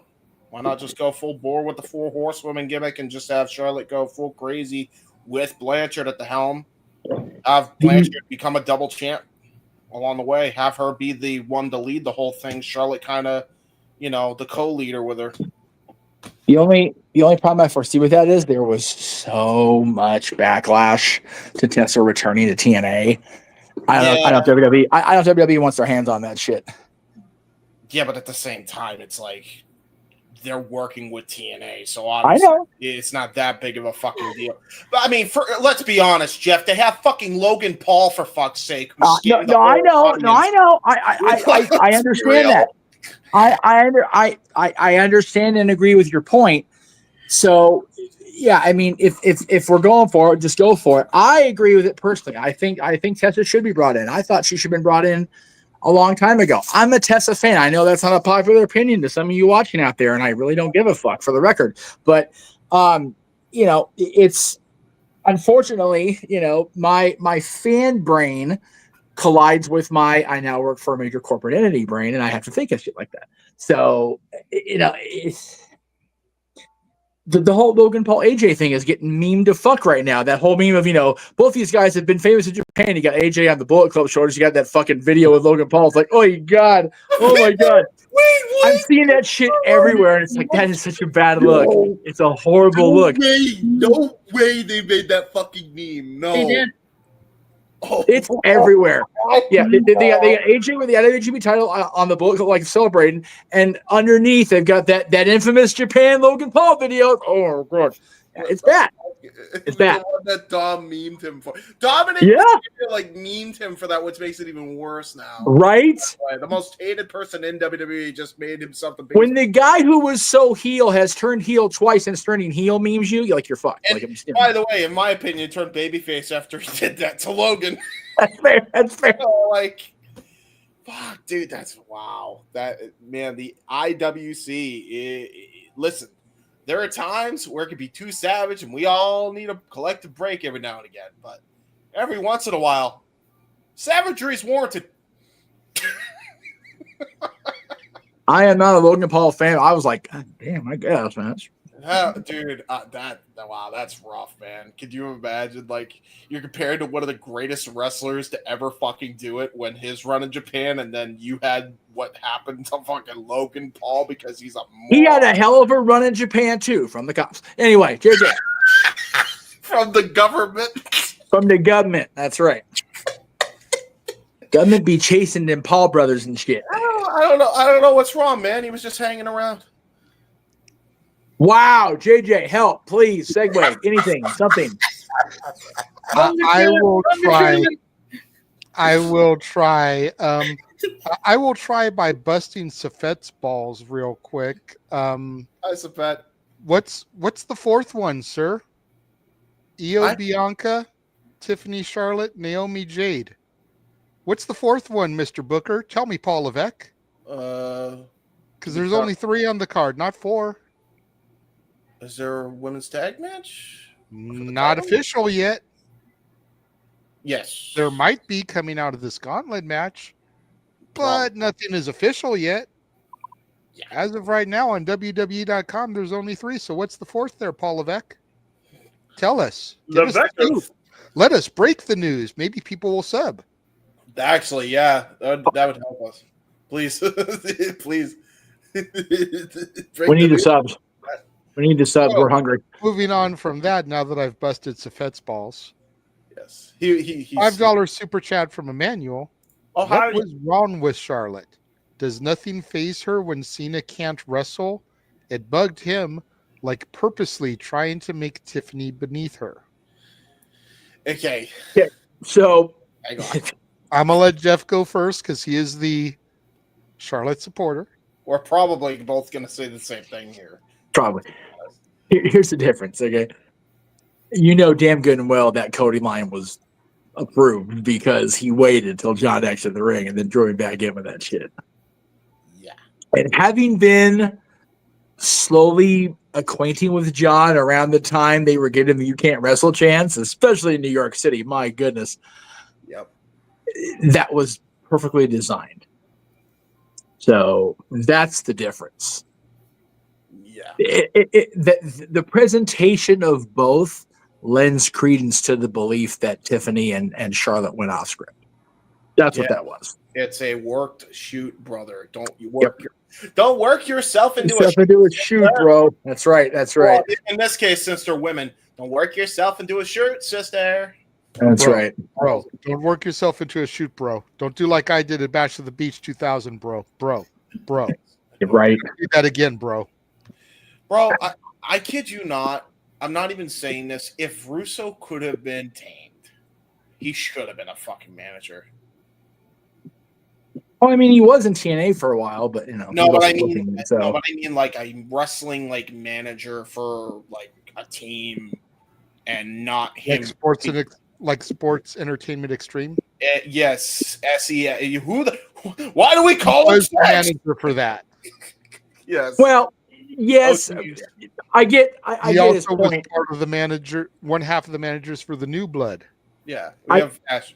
Ash has been I think the problem is, I think that Vince Russo, the character, could not allow himself to just be the character because he wanted to be in control of it. I think if Vince Russo or Vic Venom or whatever had just been another character, He's it great. may have worked. Yeah, he's actually a really good promo. That's why I say he should have been a manager. Anyway, Ash, you had your hand up. Poor girl. Oh, this was like non-related to like the super chat. This was in regards to like the 4th women's match at WrestleMania. So take this with a grain of salt. Apparently, one of the matches being made is the winner of the tag team gauntlet match. That's I can't remember if it's like Raw or SmackDown. Winner of that match faces off against Liv and Raquel at WrestleMania. So yes, the match is official. We don't know the participants yet. And I knew about that, but number one, I did state at the outset I haven't watched SmackDown, and that's announced on SmackDown. Right. So the chat shouldn't have said anything because I said I haven't watched SmackDown, so it's a spoiler. No. Number two, the match isn't official yet because we don't know who the competitors are. There's no match graphic yet. That's fair. That's fair. Okay. So as of tonight, 11:46 p.m. Pacific on Saturday, April 5th, that match isn't on the card. I'm not being sassy at you, Ash. I'm just saying this is why I said it the way I said it. Okay, fair enough. Since we said the dates, by the way, since we're talking about her, happy birthday, Charlotte. Oh, is it? Oh, is it her birthday? Oh, yeah, that's right. Her birthday is the same day as my dad's. We just also DDP's birthday. Happy birthday, Dallas. Well, yes, happy birthday, DDP. You're such an asshole. Thank you for everything that you did for the Casa back in the day. That's fair. That's fair. That's fair. To be fair, JJ, I'm sure that helped to bury Charlotte fucking softly, brother. God damn. I will say what I will say is that despite everything they went through, it was kind of sweet to see Andrade wish her a happy birthday on social media. Yes. She's not going to get one from me, but it was kind of sweet to see him still wish her a happy birthday. And by the way, the irony of wishing Charlotte happy birthday when we're bagging on her, happy birthday, Dallas, is like shovel mac and cheese down my throat. He's going to do a DDP yoga workout as soon as we get off the air here. Yeah. He's going to burn those calories before he goes to bed. Well, I actually haven't burned the calories. This room looks like shit. But yes. So yes. Happy birthday to both. And we are completely hypocrites because I'm eating mac and cheese like the really bad kind, and we're ragging on Charlotte. It's a beautiful Saturday, kids. Anyway, carry on. Right. I just ate a whole plate of pizza rolls for dinner. Oh my god, oh boy, there you go. Yeah, listen, but, pizza rolls. Goddamn. But yeah, I mean getting back to the segment and the super chat. Yeah, it was everything it needed to be, and like I said, you could tell Charlotte got flustered. Yes. Because she resorted to trying to say that Tiffany sounds like Mickey Mouse. And I'm just like, really? That's your comeback. That is your grand comeback after getting roasted like a fucking pig over a flame, is saying that she sounds squeaky like Mickey Mouse.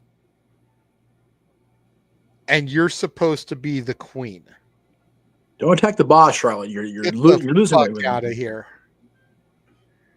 I'm just saying. I have seen contestants on LFG cut a better comeback than that. It's pretty bad, dude. Like, yeah, Charlotte. Listen, I love how we were like, Tiffany's getting buried. This feud stinks. And then Tiffany's like, hey, how about that Manny, sunshine? Right. It's like, wow, well, that 180. Talk about LFG. Is there any person on that show dumber than the guy that sassed Bully after talking to Bischoff? Dude, like, what a dumbass! Here's the thing about sexy BJ Ray. Okay, And Ash, since you brought goes, that up, icon. here's the thing about sexy BJ Ray. He is Randy Orton 2003. He has all the talent. He has got all the ability. He has got the promo. He just doesn't know when to shut his fucking mouth and open his goddamn ears. Because Bully told him on day one about how you needed to earn his respect. And at no point has he even tried. Nope. And I get it's reality television. It's going to be edited to look a certain way. Yeah. There has been nothing to make it seem like he is trying to get Bully's respect. No, man. I haven't watched the whole show. Bully putting his hands on him, but sexy BJ Ray is 03 Randy Orton. Mm-hmm. If he could just shut the fuck up and do what he's told, he could win this fucking thing. Yeah, he could. He could. It's not going to happen. No, you. Yeah. Yes, it is a different world than Randy Orton existed in 2003, but the people that are training, the people that are running this are still very old school minded, and you're not going to put shit like that past Bully Ray or The Undertaker or Mickey or Booker. It's just not going to fly. And full disclosure, I haven't watched the entire series yet. I'm still trying to get caught up and get into it, but just that one clip alone, it was like, no, BJ, no. So let me just say, competitors aside, the greatest thing about LFG is getting to hear Jeremy Borash on commentary every week. Yes. Because I have missed JB ever since he left TNA. Yes. Getting to see and hear him on commentary call the matches of LFG every week is what I look forward to about watching it. Yeah. No disrespect to the competitors trying to get the job. No disrespect to the coaches. But getting to hear JB on commentary just makes the fucking show. Yeah. Yeah, I haven't talked about that with Ryan Katz at GQ Money when I saw him at New Year's Evil. It's like, man, the fact that he's still with the company, back with the company because he left briefly, and then JB is on board, those two working together just makes my heart sing. My heart is full knowing that those two creative motherfuckers are working together on the regular. Like, I'm so happy for my friend. I'm happy for JB, who I have not seen in a hot minute, and I regret that. Just, again, for everything that people want to nitpick about within the WWE, the company is still cooking with freaking clean energy gas right now. That they are just moving along, and I'm here for every bit of it. Mm-hmm.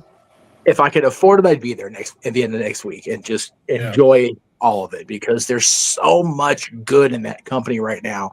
And I've popped in here and there the last couple of weeks, but man, watching my buddy John and my buddy Cody go back and forth on the microphone is just everything I need on a Monday night. And I'm so happy that we're finally getting to see that John do his thing that he's been wanting to do. I'm happy for CM Punk. I know I ragged on him a lot when he left and when he came back. And yes, you did. I did. I have copped to that. I have said it to him. My bad, dude. Like, sorry.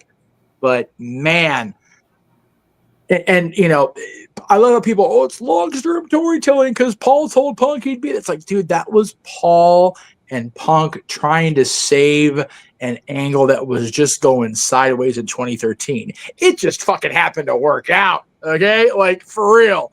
Like, and Roman's reaction to that last night was so good. Even my dad in his, medicated state right now was like, that was fucking good television. I'm like, yes, it was. Yes, it was. And Seth's face was everything, man. Seth was just like fucking cackling back Dude, in. I'm loving his role. I'm loving his role. I think he's See, I still haven't seen that segment, but I know enough about what happened. Let's not spoil for JJ. No, I won't. But I will say, if you don't end up watching the, yeah. Oh my god! And it's so. And what I find ironic about what the favor is I sent that Instagram reel to you guys. Yes, you did. Just a couple days ago. Yep. And then that's what the favor was. Yeah. Based off of that clip right there. Okay. Yeah. Go ahead, Jeff. I was gonna try to talk on the BJ stuff too at some point, by the way. Oh yeah. So Roman's reaction at first was what I was thinking, like, that's it? Like, that's the favor? Like, why is that important? Right. Like, okay, so whatever. But Roman's reaction to it is what put it over. Yeah. Because think about it. Everything in wrestling is reactions and emotions and feelings. We always talk about that we always talk about this when it comes to stuff like that. If Mick Foley takes that mask off, pulls that white shirt off and the Cactus Jack underneath there, and Triple H laughs at him, that shit is dead in the water. But because Hunter bought into it and reacted like he just seen a fucking ghost of Christmas past come back to haunt his ass, that's what made that program. Yeah. Last night, people will still, even now, fucking 5 years later, not believe, not fucking acknowledge, not throw that one up and acknowledge how great Roman is. If that's the favor, and it's like, okay, he's fulfilling his wish to his best friend, big fucking deal. Yep. But because Roman hates that it's happening, it's everything. Yep. This should have been the Shield. Yeah. This should have been the Shield. Yeah. After what I've seen, this should have been the original Shield. I stand by that. Like it just a segment, man. It was working. It was working, but it was like, okay, so all this shit that we heard since Survivor Series, and the favor is he's having his best friend in his corner. Okay. But it was Roman. And he's not in Roman's corner. Okay, that's a little out of the norm, but not out of the complete possibility. But the fact that it gets in Roman shit, that was such a chef's kiss, little sprinkling of topping on that already delicious plate of food. Hey, listen, I like food, and now I'm hungry. Thank you, Jeff. You're welcome. This fucking no. What can he say except you're welcome? Okay, so I love the segment. I'm with Jeff, but I'm not. Again, JJ. When you get a chance, the segment was ace. It was great. I know. And I'll get to watch it tomorrow. Yes. So, the BJ stuff, though, I'm going to go back to that because there was a thing that was said by Bully. Like, Bully, he hit him. He's old school minded. That's fine. But I find it hilarious and hypocritical that the man who bullied and was a part of many wrestlers' courts to haze the boys is the one telling BJ Ray to tone it down, sunshine. Look, this is clearly an angle. They're obviously going to give BJ a contract. Whether it's with this competition or something else, I think he's getting a contract. It's clearly setting up for something bigger. The dude's too talented already to not be signed. It's very much a tough enough where they're going to sign most of this fucking class because when you see that class of LFG, I mean, damn, like there's some really talented people involved in this that already look like they belong in this business. Right. Well, James is the beauty of the company right now. Yeah. I have been trying to, when I have an opportunity, trying to get back into the mode of, okay, I watch this on this day, this on this day. I have it where, because of TNA's relationship with WWE, I don't have to watch anything not WWE affiliated, and I still get wrestling every night of the week. I've got Raw, NXT, I've got Evolve, I've got TNA, and I've got SmackDown. Yeah. If it's a PLE week, great. If it's Sunrise Main Event week, great. But I am so uncompelled to watch AEW. I'm mildly curious about Ring of Honor because I want to see if Bandito can retain his mask and regain the title. But that's really it for me. You know, and LFG and all the A&E content on Sundays, which is great to watch, man. I even had my sister and niece watching the the Greatest Moments series with me the other night while I was up there hanging out. So there's plenty of WWE to go around, and LFG is a great source. But again, Evolve and LFG are people that are already in the system. Yep. That WWE went Cappuccino Jones. Let's go. Sorry. Yeah. It was one of the. It's not. What was that? Cappuccino Jones. Oh yeah. Sorry. He's the best. It was one of those. There's so many people in the system that WWE went, these kids need to be on television.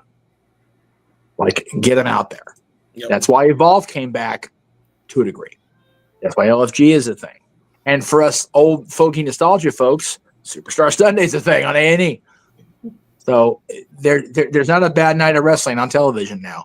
And it all ties back to WWE and to an extent TNA because of their relationship with WWE now.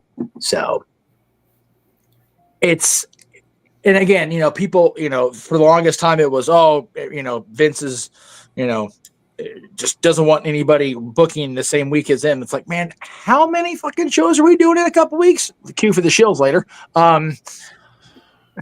We got 3 in one day, for crying out loud. Maybe 2 days. Maybe 2 days. 6 in 2 days. That's fair. That's fair.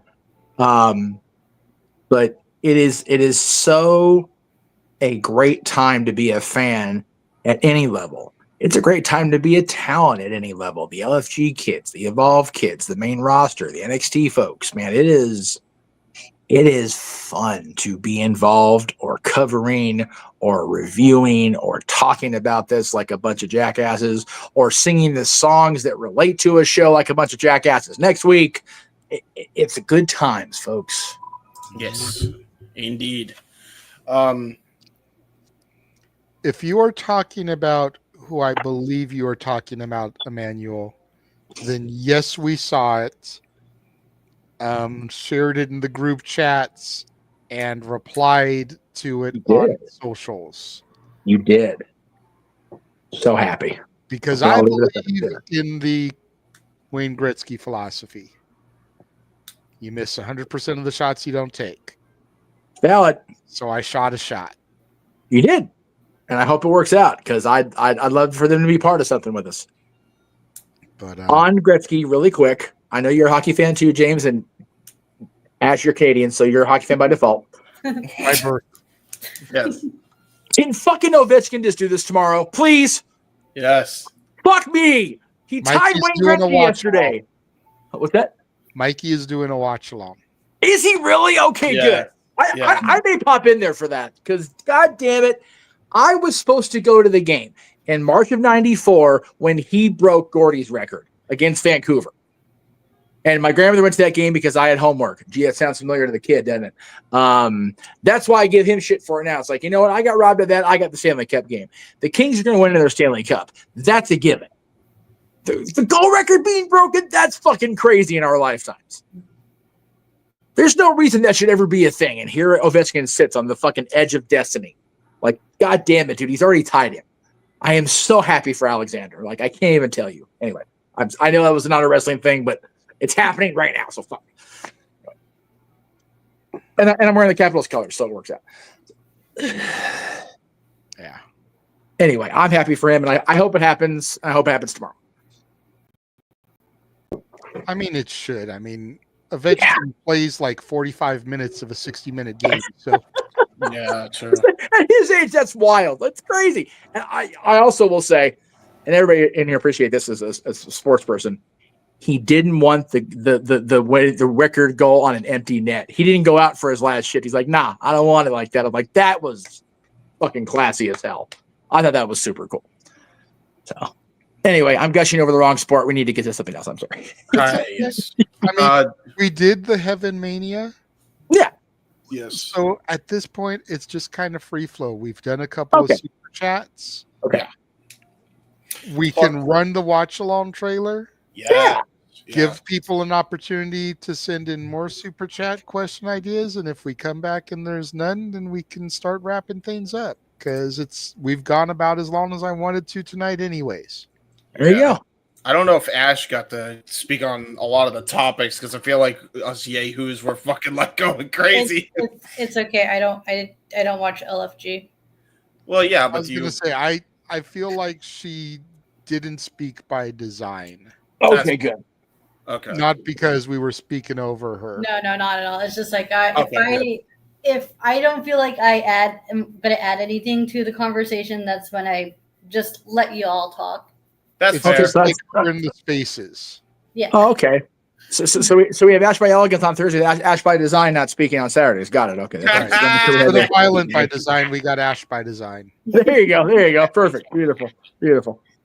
It's like Violent by Design, but she's what I just said, James. We just said, James. Did he say? Nice, James. Nice, James. We're a bit on the slow side, and there's nothing wrong with that. I'm autistic. Both sides. I know that was the joke. Oh. Run the now for a taste of things to come.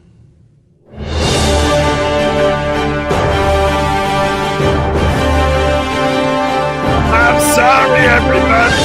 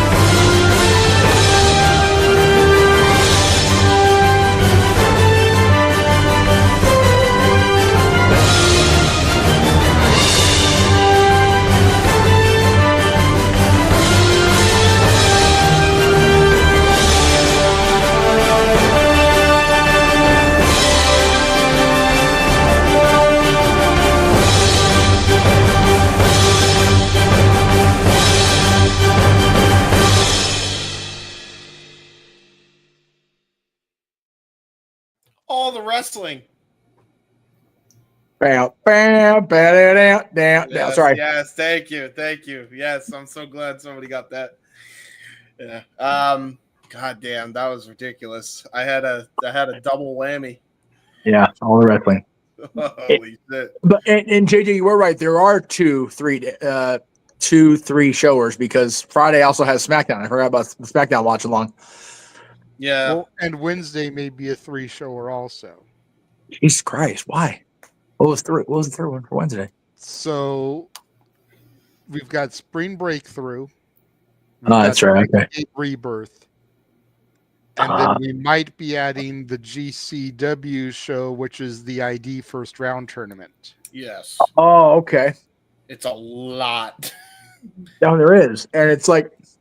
And then on Friday, we may add the FSW first round ID tournament if that new recruit that Emmanuel was referencing ends up getting booked a spot in the tournament. And did I see the Hall of Fame graphic in there? Yes. So we are doing a watch along in the Hall of Fame, even though we were not talking about not doing that. Okay. I enjoyed doing it the last couple of years. Okay. You know, it's not a thing where we really talk a whole lot because we do want to hear what the star says. And then we get to relay some of that to the audience. But I feel like they deserve our respect. Okay. In doing that. So yeah. I really enjoyed it the last couple of years. And it's usually something I spearhead because there's usually something else going on. Right. But you never know. I may be on something else going on if we have that many fucking things we're doing. So right.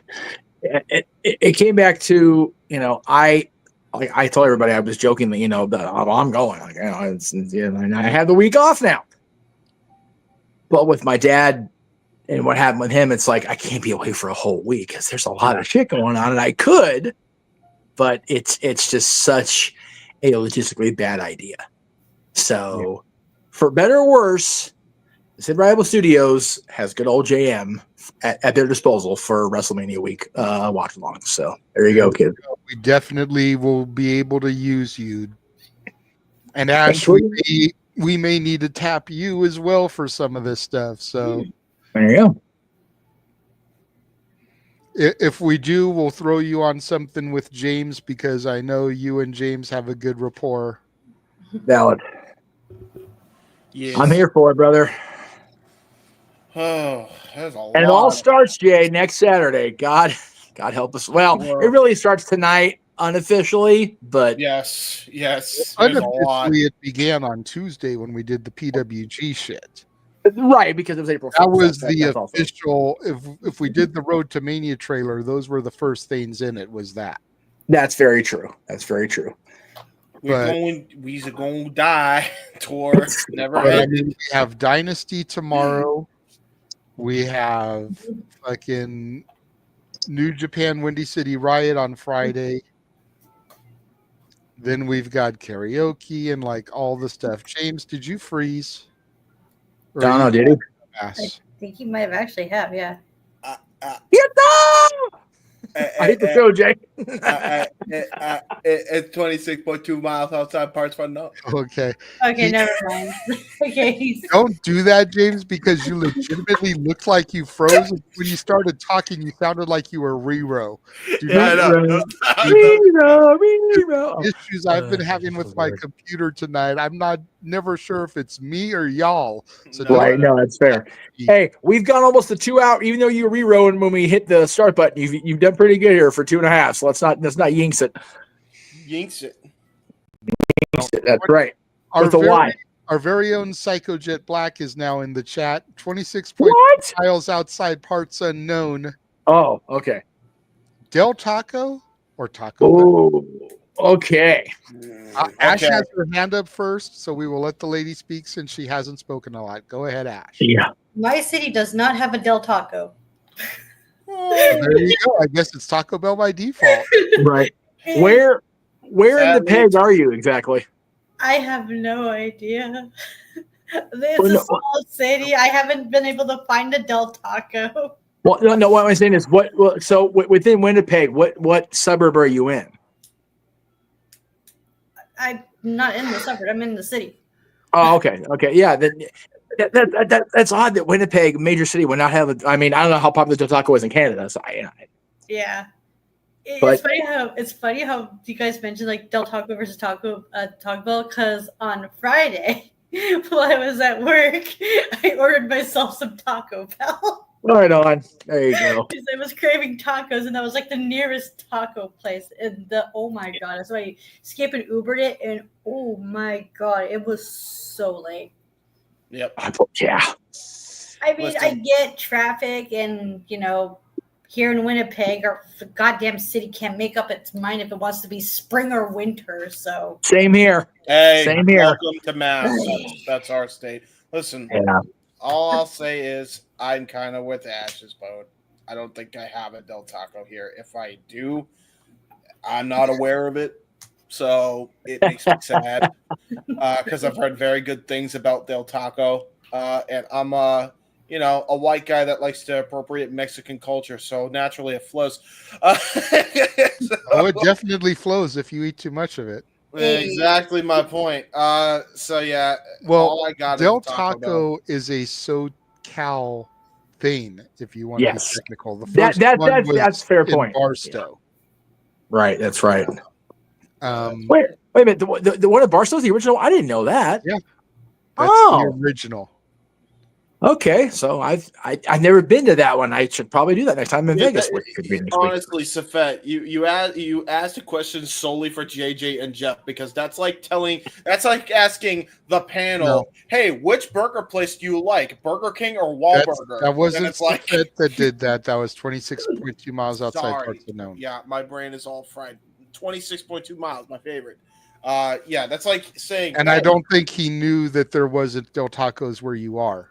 Yeah, So that's fair. Let's because 26.2 miles outside of parts unknown. Not to tell tales out of school, but he is locally based. So there you go. I go ahead, Jay. I was gonna say I'm a weird soul because I agree with Ash and James. I'm a Taco Bell guy through and through. Yes, you are. I say I'm a weird soul because whenever we go to Del Taco, I usually get the burger. Boom. Yep. And who Double goes Del, to a taco joint to get a burger? Us. Yep. But Double Del, nacho fries. But like legit. And it's not to say that their Mexican food, if you can call it that, is horrible. But more often than not, when the conversation comes up, it's like, do you want to go to like Taco Bell or do you want to go get a burger? Yeah. Usually it's like, well, can we get Del Taco instead? It's like, okay, I'm getting a burger. Right. Because I don't usually eat their shit unless I'm like super broke. Because Taco Tuesday is still a thing. Yep. You can get like 3 tacos for $2. So that's cool. Their little chicken rollers they used to be like $1.39. I think they're $1.99 now. They're still a bomb. They're decent. Yeah. Those are decent in a pinch, but like everything else is too fucking expensive. Yeah. And if I'm gonna get a combo meal, then damn it, I'm gonna get a burger, fries, and a drink. Exactly. And For I can me, get that at Del Taco. So yeah. I say Taco Bell more than Del Taco now. Again, Del Taco is the burger for me, but also more than once while staying with and living with my sister and my niece and their family. The local Del Taco, be it in Long Beach or Victorville or even the one in how were they at Diamond Bar, at different orders, different years on days, we would order your daughter just a basic, chicken soft taco from Del Taco. Well, we got it, and it was lettuce and mayo. And it's like, if we wanted the coleslaw wrap, we would say that. So that turned me off the experience of going to Del Taco. Del Taco. But if I want a burger and fries in a pinch, they're right there. But Taco Bell mainly for the drink selection because I love me some Mountain Dew Baja Blast. Yeah, see, now I'm just going to go with Taco Bell just based off of what they just said. That sounds horrible. Yeah. It's one of those different places now have the different Mountain Dews. Taco Bell has their Baja Blast. KFC now has the sweet lightning Mountain Dew, the which is so bomb, so good. It's very good. Yeah, underrated. Yeah. Nobody talks about that version of Mountain Dew. So wait, what happened, Ash? I said I don't have that version in Winnipeg yet. Oh. All right, JJ.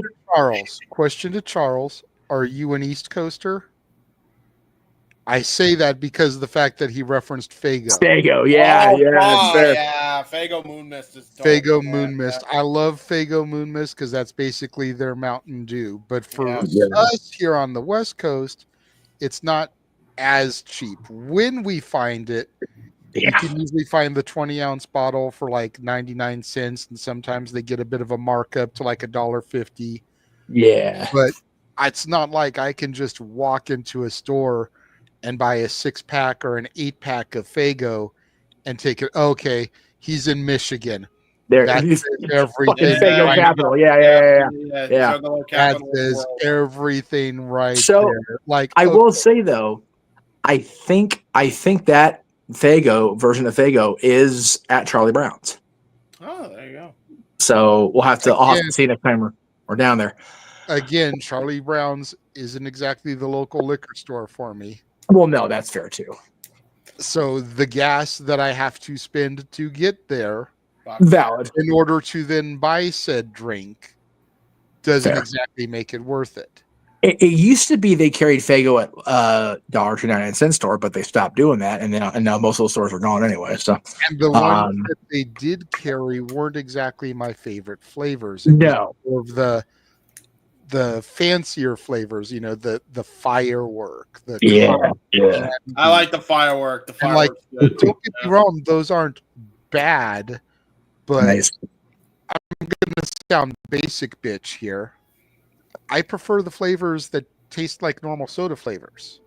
Right. You know, That's give me fair. Moon Mist, that's Mountain Dew. Give me Dr. Fago, that's Dr. Pepper.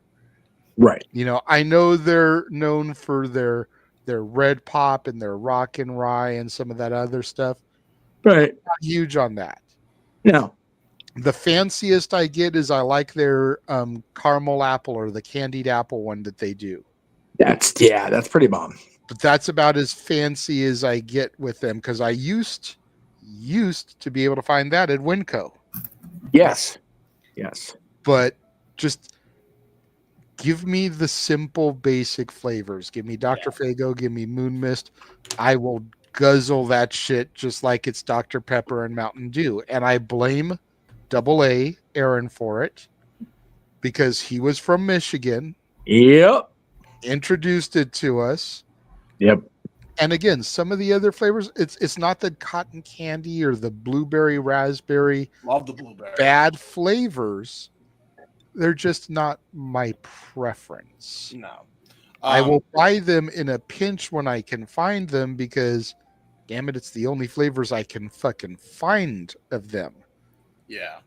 But if I had a hookup that could send me the 8-packs of the normal flavors without it costing me an arm and a fucking leg, then I would do it. There's Double two Jeff. Jeffs. Double Jeff.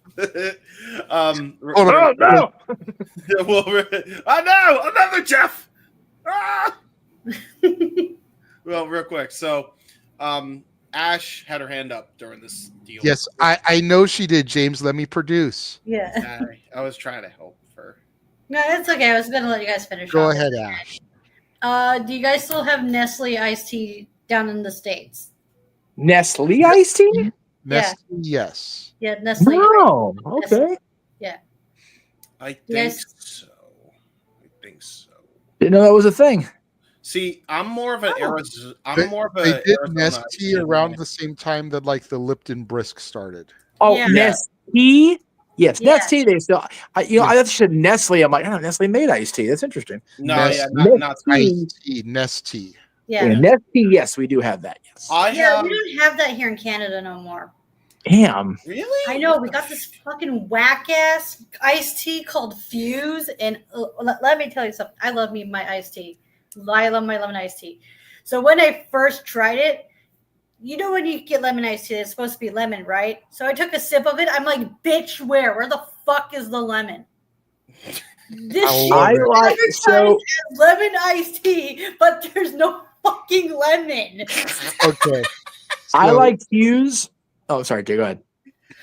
We both start talking at the same time. It's okay. At least we're not trying to talk over each other like a lag or anything. It's just Yeah. we both try and jump at the same time. Yeah. I'm a raspberry iced tea guy. Hey, that shit's good too.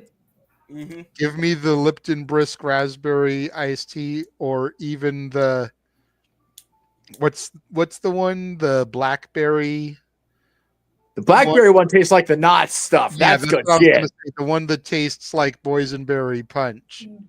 I will say though, Fuse raspberry is good because that's the only raspberry tea they have at the CDC arena. So I drink that on occasion. But Fuse regular flavor, yeah, no, fuck that. That's just nasty. But Fuse raspberry is bomb. Finally, Fuse raspberry is bomb. because at work They're looking at me like I'm a freaking crazy person. They're like, what do you mean you can't taste the lemon? I taste the lemon. Not, yeah, no. No, you don't. Liars. Fucking liars. Dude, okay, so this is me. The only iced tea I have ever drank in my life was Arizona iced tea. And that's okay too. That's okay Yeah, too. you get the half and halves. Yes, the Arnold Palmer's, Yeah. baby. Yeah. Half and half Dude. is really good. Jay, Teresa found half and halves, like in the little Crystal Light little squeeze things. She found Arnold Palmer flavor at the fucking dollar store. Bought 2 of them for me. I was like, Nice. they do exist. Oh, I'm so fucking happy. It's a little shit that makes me happy. You have never drank iced tea before, really? Baloney. Oh, man. Had to have at some point. I mean, to be fair, the only reason I like Arizona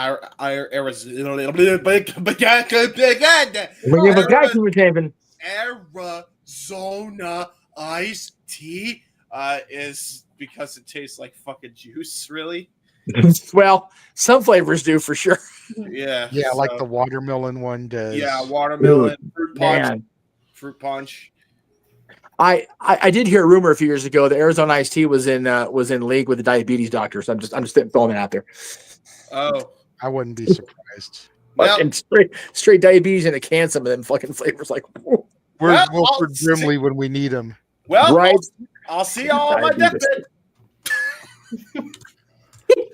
No, I'm kidding. Diabetic coma or a thing. Diabetic coma. Fucking diabetic coma. Safet brought up Snapple, and Snapple was okay. It was a niche time. Yeah. The one that I really liked was the Troparaca that came off of the one that they did. I think it was through The Apprentice with Bret Michaels on it. Yes. They had to come up with a Snapple campaign, and they came up with Troparaca tea. That was pretty fucking bomb. That was good shit. Yeah, I agree with that. Sorry, I keep going on camera trying to get comfortable because my leg is starting to give out on me. Yeah, you're fine. Hey, you know what? It's free flowing, and it was all spawned off of a super chat, so it is. That's right. It is. I've been drinking all night. Shit. Yeah, well, this is the shenanigans, and it's a different. I mean, you've got 3 big boys on the show here, so of course we're gonna love us some food and drink. That's it. Yeah. Next, what is she showing us here? What that? Solo. I can't see. What do you want? Hey, solo shot. This is it's supposed to be like a pink beverage. Oh, the pink drink. Yeah, that's here in Canada. Our cream soda comes in pink. Really? Okay. Yeah, pink cream soda. Hey, you know what? Canadians are cool people. They put some cool variants on shit. I'm here for it. So I might be weird, and I'm gonna give you guys a weird factoid about me. Okay. Okay. Good. Okay, so I do not like root beer of any kind or Dr. Pepper. I'm probably one of the few that doesn't like that shit. I don't know why. I always tried, and it's like, yeah, my taste buds haven't developed for it yet. That's fair. If it's not IBC root beer, I'm right there with you. I love IBC root beer, but that's the only variety I've all drank, and I only Dr. Pepper. And that was a bitch living with this one and Teresa for all those years, because Dr. Pepper was the thing until we not read to watch our fucking sugar. That's true. Man. Yeah. Oh my god. You know what is an underrated soda? Mellow fucking Yellow. God damn it. Yes. Just fucking Mountain Dew by a different name. Fuck Be you. fair. It's not. It's Mellow Yellow, and It's the same as Mountain Dew, bro. there is different taste and texture to Mellow Yellow than there is to Mountain Dew. I know because There's about as much different taste and texture as there is between Coke and Pepsi. Well, no, Coke and Pepsi, I will argue with you because I've been a drinker of both over the years. Mountain Dew and Mellow Yellow are closer than Coke and Pepsi by a country mile. Yes, that much I agree with Jeff on, because Pepsi and Coke both use the fucking corn syrup shit now. Oh god, yeah. Well, you know what? It's funny though. God, this is a weird ass fucking variant on the topic, but okay. If you buy them out of the fountain, there's a distinct fucking difference. Yes, there is. Yeah. Right between Coke and Pepsi. If you buy them in the can, distinct fucking difference. Yes. bottles of regular Pepsi and regular Coke, those are difficult Yeah. to discern. And But by cans- the way, the long cans are different, like for some fucking reason. Like the Yeah, long ass well, skinny yeah. cans for some reason Yeah. also taste drastically different. Yeah, my personal preference is I like Coca-Cola, the classic Coca-Cola classic, out of the, for lack of a better term, the Mexican glass bottles. Yes. That gets bomb. Yes. We say that they taste different. It's probably just the fucking lead and mercury poisoning. Very likely. And you know what? That's okay. We're killing ourselves slowly either way, so it really doesn't matter. Killing us slowly with his song. Killing us slowly with our pop. If you live in that part of the country, they call it pop. That's not good. Pepsi. Okay. So I remember, I think is when I was either living with you right before or right after, they came out with that alternate branding of Pepsi, or it was the quote unquote original recipe in the old white box with the old logo. And it did taste fucking different from modern Pepsi. Mm-hmm. Yeah, because it was like made with real cane sugar, I think is what the gimmick was. Yes. I prefer that Pepsi, and you can still find it in a lot of places. And yes, it's like, yes, Jeff, that's what you need is 3 more grams of sugar per can. You're goddamn right, I do. Hey, you know what else you can find? Old Coca-Cola that still uses slight cocaine in it. Yes. And that's the North Pole with Santa's picture on it. I can't tell you why I know that. Tony Khan's full of that shit. He's got every version of. Never mind. Hey, you know what? Jacksonville is close enough to the Coca-Cola factory in Atlanta, Georgia. It wouldn't surprise. Actually. Because I've been there. So that's a very good. That's an astute observation, and I think Ash just realized. Oh shit! Yeah, a little bit. So there you go. You know what? Whatever Tony is on, as we go into, he's going into Philadelphia. You talk about booking for the fucking sickos. All right. God bless him tonight. May God be looking out for Tony Khan walking into the ECW territory, because my God. Oh, they're going to let him fucking have it. They will let him know. They will let him know if he veers too far off the path. I'll tell you what. Oh, they already will let him know. I bet you they'll boo the fuck out of Moxley and take over that match beach ball style. It's coming. Oh my God, that'd be something. It's coming. Something. Oh my God. Cue the graphic, Jay. Don't need to. Oh, okay. He hates this show anyway. He does. He hates the show, Jeff. I hate the show, JJ. He hates us when we do something, though. That's it. I love it. Kind of. Yeah, I know you. Deep down inside, we know you do, James. Right. Just like we know Noah loves karaoke. You love the fact that you're part of a gimmick. That's right. We got some big matchups, by the way, for Bloodsport. I don't know if anybody wants me to just bring that up, but there's some crazy. I know about them, James. Is there new ones or the old ones that you just recently found? Is there some actual new ones? There are some like 1 or 2 new ones in addition to the ones. Who's Gabe Kid fighting? Who's Gabe fighting? That hasn't been announced yet. God damn it! I want to know so bad. Right. But yeah, there's some good ones. I want to know who my dog's fighting. Who my dog fighting? Which that sounds so bad out of context, but you know what I mean. We already know Zack Jr. is going against Gresham. No, I'm talking about Gabe What? Kid. Oh. Yeah, Zach and Gresham are going at it again. Oh my God. Bloodsport. Yeah. Fuck me, dude. Right. Take my money, Josh, right now. Yeah. Okay. So yeah. I'm excited is all I'll say. Hang on. James, I would like to get off the air at some point here tonight. Okay. Yes. But JJ, I will tell you, if I wasn't calling Prestige on Thursday, I would find a way to get to Bloodsport because there's some really good shit announced for that show. So there's a lot of people that are involved in it that I would love to do commentary for. Right. As it is, we might be adding a show this Saturday before karaoke if I find out that they do it on the Title Match Network. Oh my God! The Reality of Wrestling has a show this coming Saturday, the 12th. Oh, Booker Company. Okay. Ren Sinclair is supposed to be there. Oh, as is the former Duke Hudson. No kidding. Duke got booked. Good for him. So what's he going by now? Oh God, I forget. Yeah, I'll Google it. Give me a second. Duke Hansen. Oh, that's right, Duke Hansen. And while we're on the topic of names, did I hear you guys say that the man formerly known as Baron Corbin was at the MLW show tonight? Yes. Bishop Dyer, yes. Good for him, man. And he aligned himself with Dijak. Yeah. Did he? So him and Dijak are now being managed by Saint Laurent. They have already They're teased calling them that. the new skyscrapers. Yes, they're going, yeah, they're going by the skyscrapers. They're bringing that back. Man, that gets a pop from me for real. Same. Shit. I was like, yep, okay, that makes sense. Yep.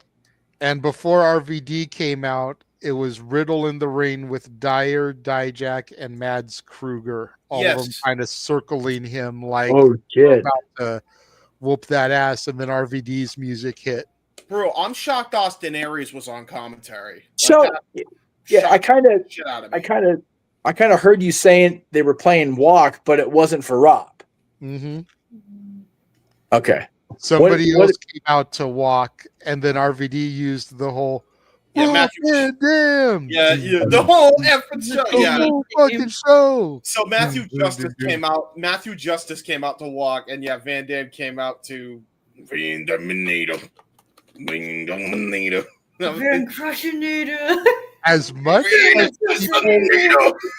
As much as people shit on Def Rebel, that song is fucking worse than anything I've heard Def Rebel.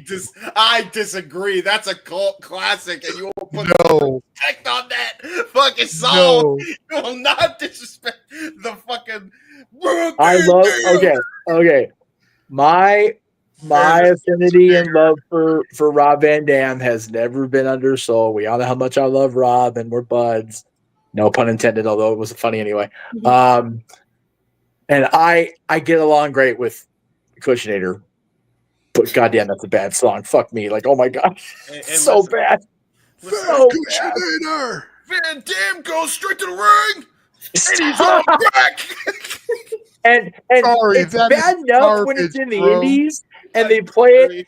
When they use it for TNA, they get the fucking censor, and it's like, oh my god, it's bad enough. Now we can't even hear half the fucking song. Great. Listen, man. Listen, motherfucker.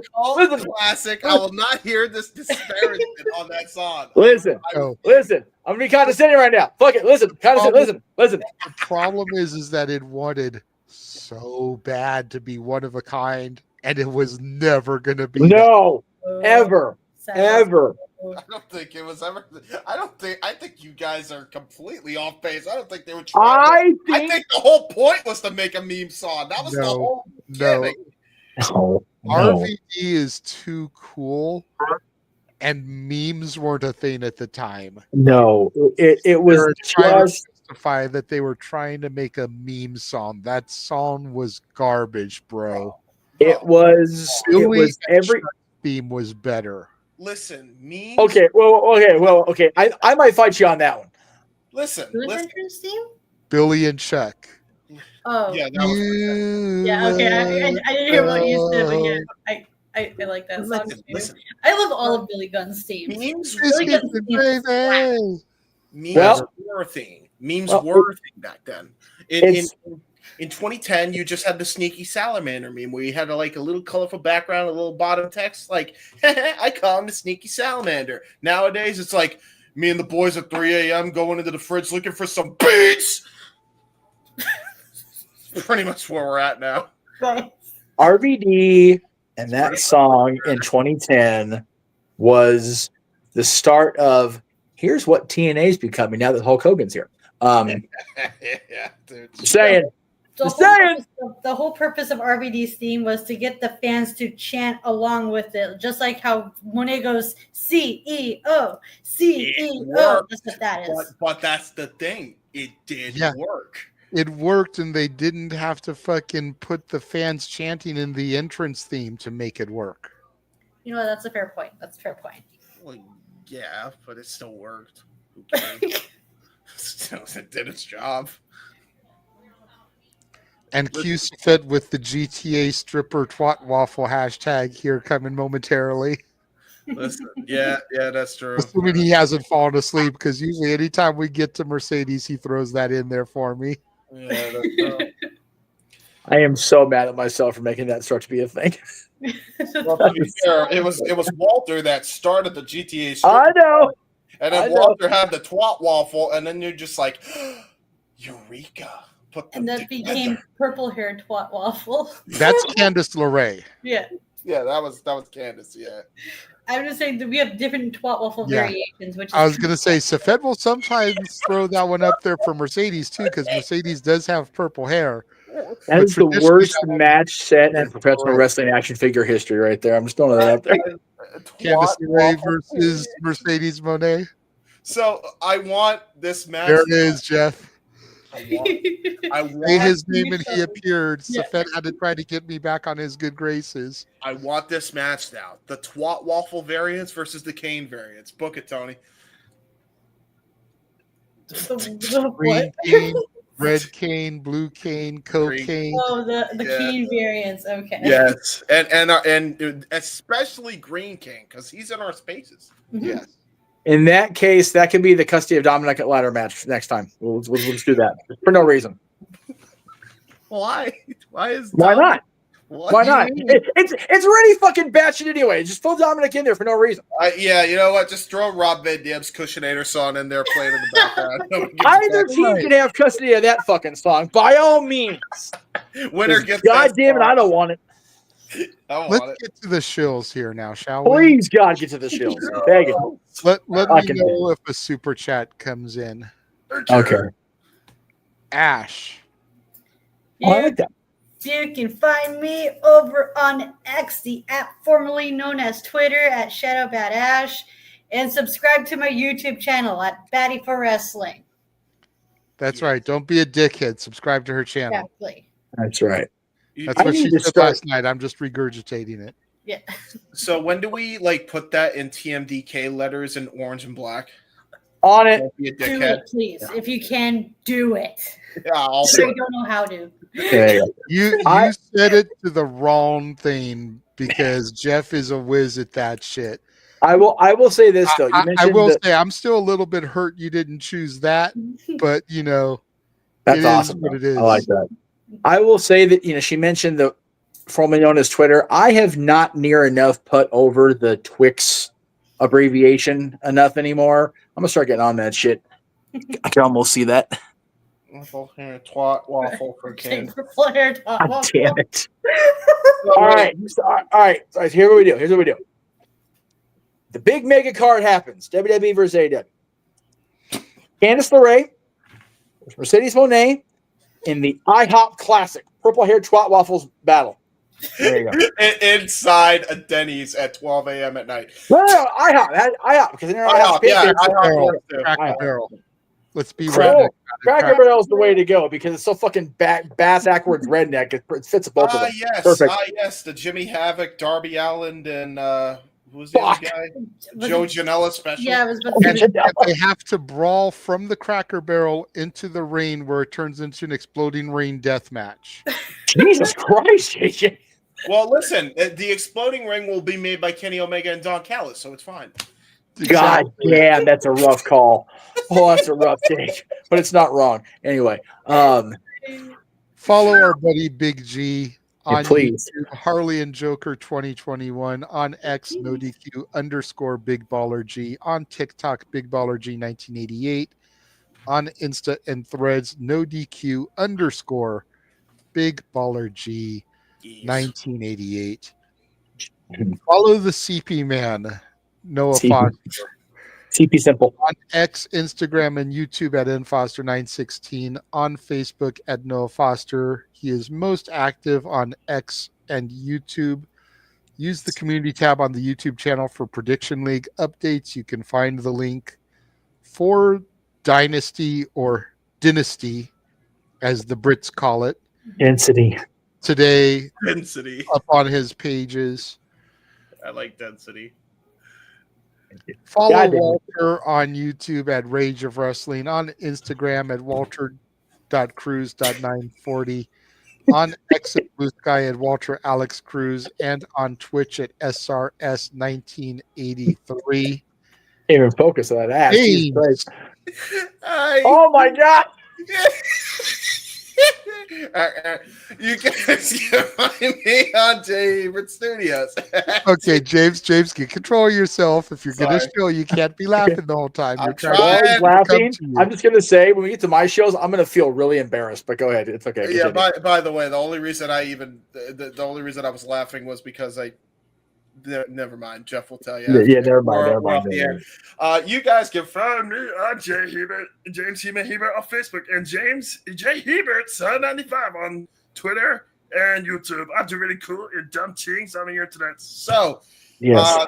Wrestling with Tism was supposed to be today, but then Hannibal decided to do Simply Predicting, which is too big of an opportunity for him instead. So Yeah, we're sure. going to be doing it on Monday instead, because then nothing really is going to go on. I think we're only going to be competing with like one spaces, and even then we'll still have our own audience anyway, so we'll be all right.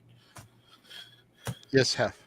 Before you throw my plug up, I just have to say, I did not know that James had his own alteration. So what I have for my plug is not an attempt at a shot at either Walter or James's presentation of their promo. I just happen to like the picture I selected. I was going to do mine first so that Okay, I can I in know. the trend of the sex appeal, if you will. Oh, you got one too? Fuck me, dude. I did create one, yes. Jesus Christ, I quit. I just do. So, Fuck. Ash, go ahead, JJ. You can find me on Instagram, the Renegade JJ Williams, YouTube Casa D18 Studios, X ROWJJ Williams, or Casa D18 Studio, plural, no S at the end. Casa D18 Studio is where the spaces are held. Yes. Now, all right. So JJ's got that. Yeah, okay, well, there you go. Perfect. There's also the spaces schedule. And by the way, Ash, Nice. do you want a sexy graphic? No. And there's the spaces schedule. Yes. No, I don't want a sexy promo. I didn't know I was gonna have mine go last and me look like a complete fucking vain douchebag now. Wait, what? The sexiest of them all right here. Jeff motherfucking beats him over here. I'm the sexiest beast of them all, baby. All right. So I am on Facebook and on YouTube at Jeff Meacham, and on Twix and Instagram at _Jeff Meacham.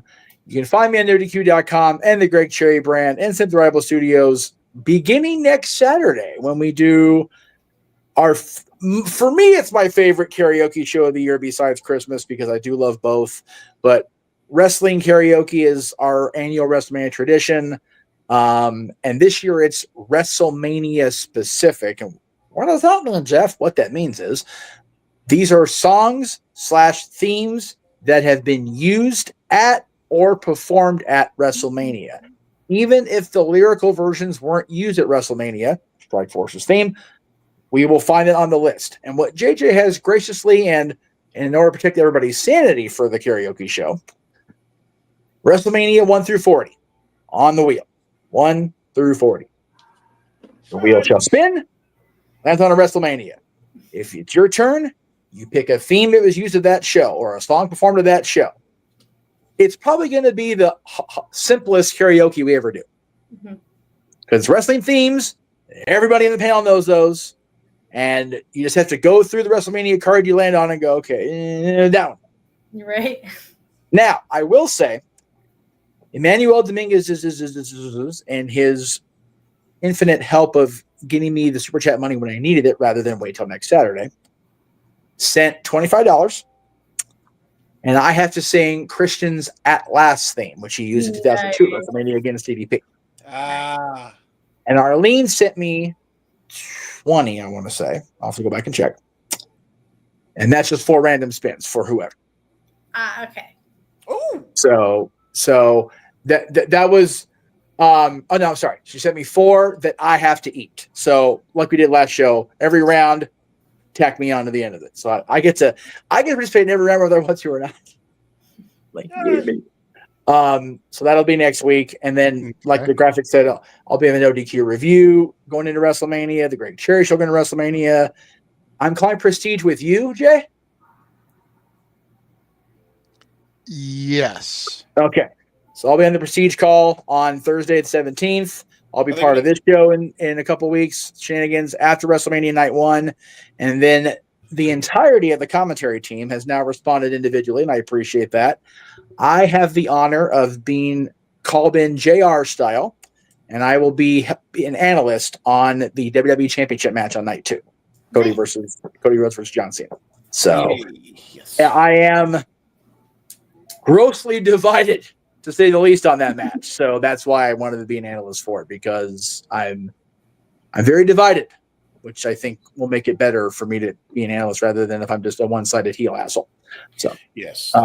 Now I have a question for Nothing to Lose. Are they going to use the theme song from Nothing to Lose, starring Martin Lawrence and Tim Robbins? No, what they're going to do is they're going to use the song that Robin Williams and Craig Ferguson did at the end of their interview. Nothing left to lose for no reason. Jesus Christ, we both had deep cuts. Mine's so deep, like you only find that shit on YouTube now because it's Craig Ferguson and he's been canceled 100 times. But yeah, I don't know what they're going to use. It's Prestige, and every time we call one of their shows, it's fucking bomb. So I'm here for it, every bit of it. And I'm off that day, so I'm officially part of it. But Thursday, shout out Brian Zane. Shout out Brian Zane. Why not? Fuck it. But yeah, I am, like I said, I actually took that picture on the train going into work the other day because I was trying to hook up with a Disney blogger that was going to give me one of their labeled pins. If I can, there it is. There you go. Wearingthepark.com. I love these people. They're good people.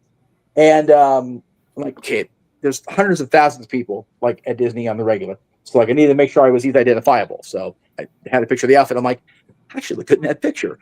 Had I known it was going to be the fucking Sescapade promo session and then my ass, I'd pick something different. But I didn't know. Well, to be fair, Ash, you're right up there with Ash, so it's all good. That's what I'm saying. Like everybody had a good looking promo. That was like, here. You're so vain. You probably think this promo's about. And it is about me, but you know. Anyway. Oh, that's true.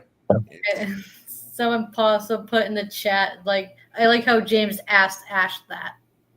Yeah. I mean, yeah. I asked because there's sexy guys. I mean, I can admit they're sexy guys. I mean, yeah, I there's a whole stable of them that I enjoy. All right, on it. Jokes, no. Bad James. No, that was a joke. That was a joke. Yeah, sure it was. You make a joke with the wrong group, Ash. This is true. The best night was when we did one of those for Noah, and he had no clue, and he was legit pissed. Bro, I felt so fucking bad afterwards. Dude. I have never felt more bad after a show. I don't think. Bro, I was doing like panic mode damage control, and then Noah the next day is like, guys, I'm fine. It's really not that big of a deal. Yeah, and I'm like, I mean, it was a big deal in the moment, and I take all the heat for it because it was my idea. Yes. I took a picture of Allie the bunny and a picture of Aubrey Edwards in a bikini, and I made a promo for Noah because those are two women that he likes, and it was just to get a reaction. And dude looked like he wanted to gut me like Han did the Tauntaun on Hoth. Like legit, he looked like he wanted to end my life. Yeah. Oh, thank you for reminding me. It's not in the plug except at the very bottom left because I was advised not to make it a big fucking thing. But if you are a Disney fan and a Disney Parks fan, at least at Disneyland here in California, we are currently in Season of the Force. What does it say? Can't see it. Was that Cora Jade? Yes, it was. Oh yeah, that's definitely Cora Jade. Yeah, last Friday the 28th, we started our Season of the Force, and it's again, people that know me know I didn't go into adulthood being a Star Wars fan, but man, I am here for. I mean, literally, like my hat, my jacket, and my shirt are all Star Wars themed. I've even got my name. What the hell is it? My name in arabesque on all over my shit now. So yeah, if you guys are able to get to the parks, if you're able to get into any sort of Disney anything, man, we've got more great food options. Merch is ridiculous right now. Luke Skywalker's a meetable character for the first time in Disney history, so that's fucking cool. And everybody seems so happy at the parks when you're at Galaxy Edge right now. So if you happen to be able to get in the parks, man, just come say hi. I'll be on my tram, but I'll still say hi. And even though I look, like a giant, road hazard, I'll still say hi because I love you guys when you come up and say hi. And that goes through May 11th, the week after May the 4th. So yeah, come out if you're in Anaheim or if you happen to be in Florida, go see their parks. So they got good shit going on down there too. Yes. There you go. 'Tis the season of the Force. Oh, cool. You got a photo op with Cora, Arlene? Nice. No, I'm asking because she just says I got a photo op with her. She doesn't specify who her is. Oh, okay. Yeah, I know. I'm asking, do you have a photo op with Cora or is it a photo op with the person you just super chatted about? Oh. Which I'll get to in a moment. While you're waiting to see what the response is, I know our buddy Kalea is trying to get a photo op. I think she has it with Roxanne on Monday after Mania. That sounds right. And then her and I are going to see. I saw that she tried to purchase it and it sold out while she was trying to check out. Oh, that's right. Oh, that sucks. I felt bad. But her and I are going to go see Bria and Nikki Saturday. Nice. So it'll be a tight finish to get back for the post show shenanigans. But if I'm not working Sunday, I may just loiter a little bit and then come home Sunday. We'll see. Haven't decided yet. I gotta wait for the Mouse Mafia to give me their schedule. So, but I'm looking forward to it, man. But I will be in Vegas for at least one of the days. It'll just be going to see Bria and Nikki out of town again. Oh God, what do you do, James? Okay, she's saying yes, she got a photo op with Cora. Nice. Good for her. That's awesome.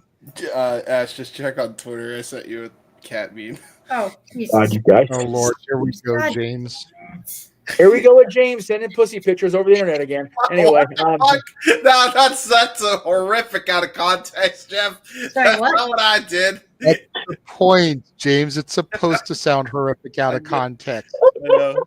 I sent the opera cat because it's a cat.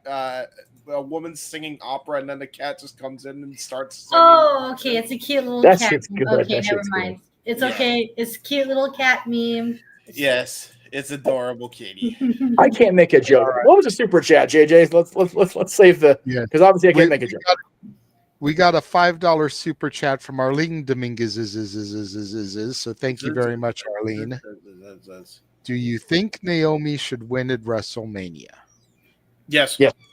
Okay, this is going to be a hot take, especially coming from me and the way people know me and my affection for Jade. Naomi is a seasoned veteran in this game, 15 years in the ring, give or take at this point. I think it should be a shoot. Ooh. And what I mean by it being a shoot is I think that if Naomi feels in the match that Jade has put on a good enough performance, then she lets Jade win. And you give her a big Mania moment. But if over the course of the match, Naomi feels like Jade did not carry her weight and still is not performing at the level WWE wants her to be, she forces her to take the L. Wow. Wow. That is a hot take. You're right. That's a. Yeah, I can see that happening. I can't disagree with it though. My only counter is I still am not convinced that Bianca's not involved. Okay? And I will say that, and I will, if I end up being on a prediction show the week after next, so be it. If not, I'll throw it in here now. For years now, Jay, the argument from you has been, well, they can't turn Bianca. She's the female John Cena. John turned all the way. No hesitation. I think Bianca and Naomi as a heel tag team going out of Mania, because I don't think Bianca's going to win the championship back. I don't think it's going to be a thing. So I think the two of them going out of WrestleMania as a heel force and then going after whoever wins the gauntlet, because I think babyfaces are going to win the gauntlet to face Raquel and Liv. Having Naomi regain the title she never lost in the ring with a different partner, I think would be a great story to tell as well. Because she can use that as part of her shtick, in that she felt forced out. And when she came back, it wasn't about her. It was about fucking Jade, and to a lesser extent, Jordan Grace, her own opponent in TNA. She can use that anger. She can use that feeling to team with the newly minted heel Bianca and get back the titles she did not lose in the ring. Sasha won't get that chance because she's off doing, purple-headed twat waffle things now. But Naomi has that chance, and I say give it to her. Mm. So, yes, Naomi should win, and then she should help Bianca get revenge after the match, whatever ends up happening. Yeah, that could also work too. Yeah, I still say the women's championship matches have such little sizzle to what is probably going to be decent plates of steak, because those girls always deliver in the ring.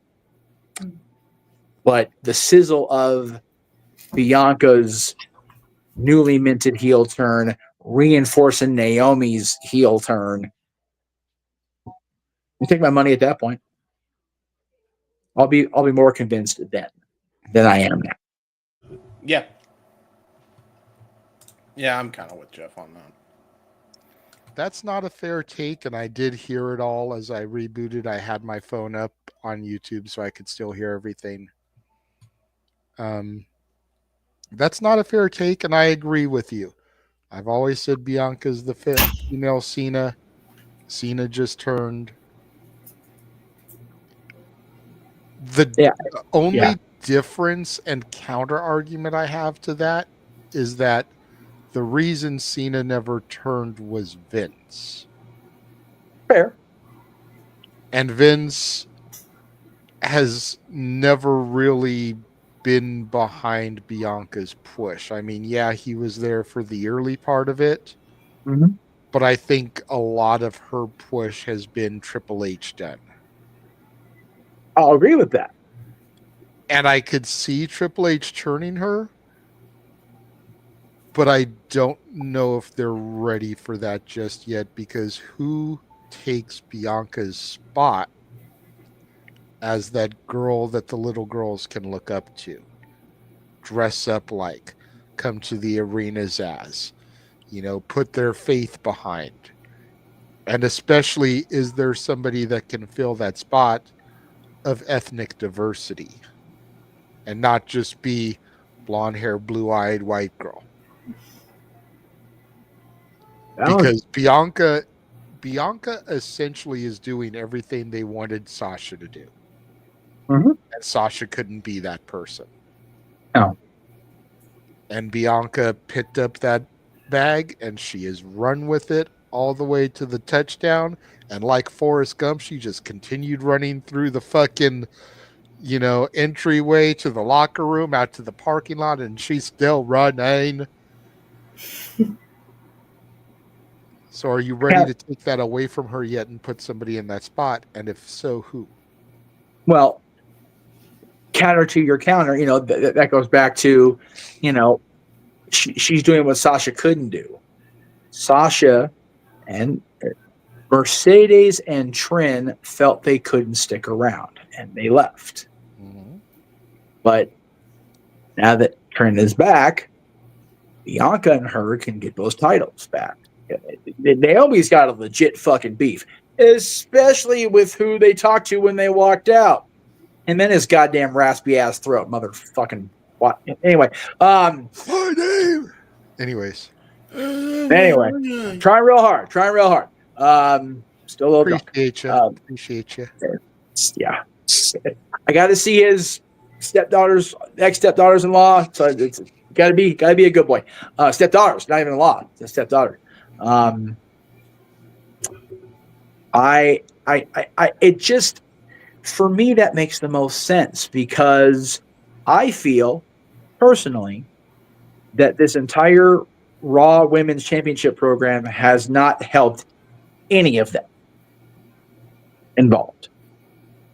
Somebody needs a shot in the caboose of adrenaline for their program.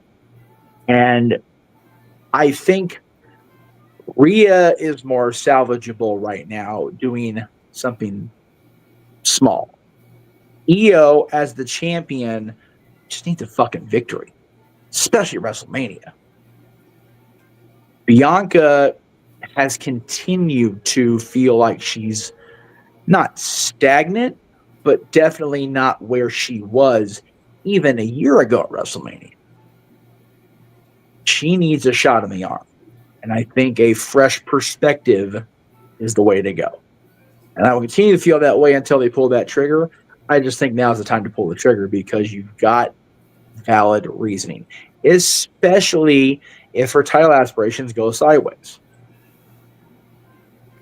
See, and I'm still not 100% convinced that they will. I'm still thinking she's walking out of there as champion. I think Io was purely transitional because they wanted to save Bianca and Rhea. Why they didn't want to do that at Mania, the biggest show of the year, I don't know. Yeah. Unless they were thinking ahead and thinking, hey, we have the first ever 2-night SummerSlam this year. We need to have some star-making matches for that. Right. Let's do that there instead of shooting the load at WrestleMania. True that. Right. That's fair. And they were already more or less, they haven't officially pulled the trigger yet, but they're more or less turning Rhea heel. Why would you want to turn Bianca heel at the same time? Yeah. There's still a lot, people, we're so close and there's no build. It's like, man, we've still got 2 weeks worth of shows. Yep. There's a lot of red herrings they can throw at us and make us all go, what the fuck? So, yes, she is, Charles. Yes, she is. She's still working on an Undertaker streak. And I don't know if they're ready to kill that right now either. That's another thing. She's undefeated at Mania. We shall see. There's only one person I know that's undefeated at WrestleMania that he's probably never going to take that L, and that's the guy we saw come in at number 40 tonight. So we'll see. Well, Michael Cole is also undefeated at WrestleMania.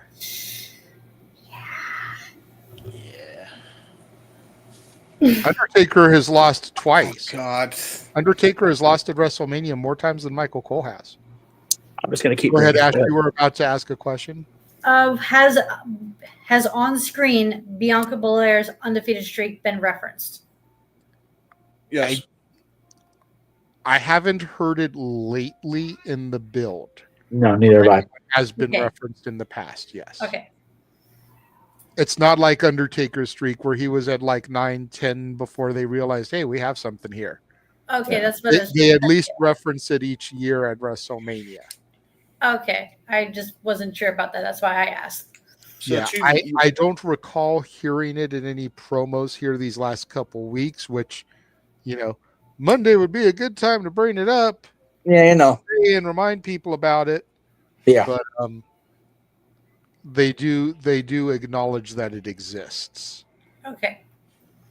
Yep. There were, I think, 2 people before. There was 2 people other than The Undertaker that had unbeaten streaks that they didn't reference, so it easily could go that way, and that was Cena and Edge. And then they broke those because Cena lost at 24, and so did Edge. So there you go. I'm getting a couple more super chats here. That's awesome. We were about to wrap things up. I'm loving it. Making money. Fuck it. We are making money. 26.2 miles outside parts unknown with a $5 super chat. Thank you very much. To our favorite male username in the chat. Favorite female is Shadow Batash. You have $500 plus tax. Switch to or nosebleed seated WrestleMania for one night. WrestleMania. I'm not a gamer. Not either. I'm the wrong person to ask. You would need to get Noah or Walter on that one because they're more the gamers. Bro, I can't get my Switch 1 to fucking work still. About that particular brand, that'd be an Aaron and Virtue question. Yeah. Well, yeah, but we're also talking about we have two guys that have a simply reliable gaming stream that stream playing video games. So as far as our guys go, that would be more geared towards Walter and Noah. Yeah. As opposed to this group in the room. Yeah. ODQ stream, yeah, absolutely. That goes to those guys. But and only because I'm going to WrestleMania. I still kick myself in the ass that I couldn't get to 39. Yeah. And I'm kicking myself in the ass that I can't get there for this year with as close as they are. Yeah. So I would take a nosebleed, and I have sat literally in the last row of a venue for wrestling in the past. So I'm not above it just to say I was there. Yeah. Right. I will say nosebleed at a WrestleMania stadium is a much different experience than nosebleed at the pond for WrestleMania, but I was still at WrestleMania. Exactly. And it was fucking awesome. So, I sat, JJ will know exactly where I'm talking about for my first WrestleMania in 2000, section 402, one row down from the top at first. That's where I was supposed to be sitting. I ended up in the front row of that section, but yeah, one row from the top of the pond, man. Damn near Shawn Michaels slide down territory.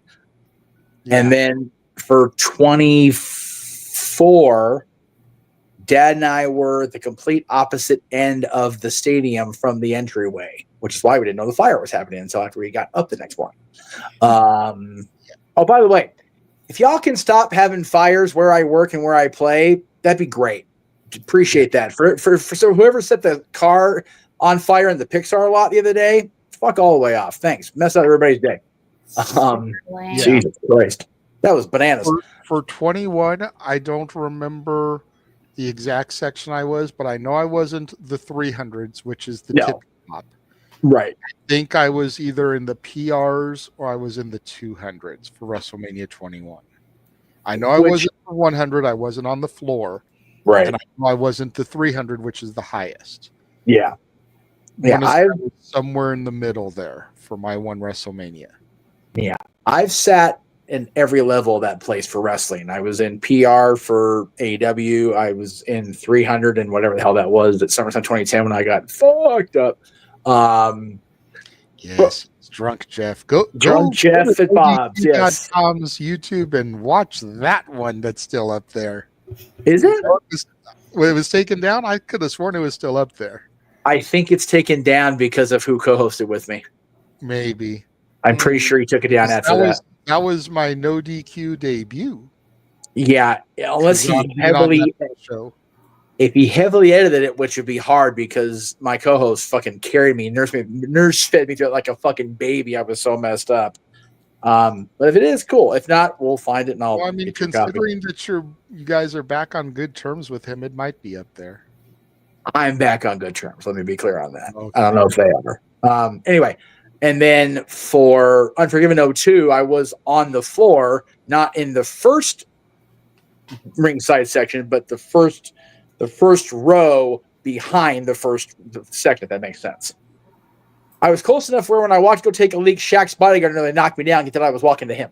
And Shaq's big man as it is, so there you go. But yeah, Staples is a great wrestling venue. There's not really a bad seat unless you're behind the stage, then you're kind of fucked. But To answer that question, yeah. Right now, even when I was gaming, I would still Wrestlemania because WrestleMania. Yeah, especially this year because the build's been okay enough where I'm curious how it plays out. Yep, me too. And if I'm picking a night, it'd be night 1, so I can make sure I'm back on commentary for night 2 when I'm with you guys. Because I want to call that match so bad. And we got another $5 from Arlene Dominguez.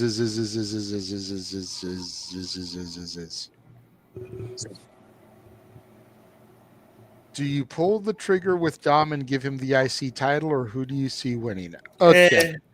So considering the match is not official and we're just sheer speculating here about being a multi-person match, because it looks like it's going to be Braun, Penta, Finn, and Dom, or some combination of those 4 men at Mania for the IC title.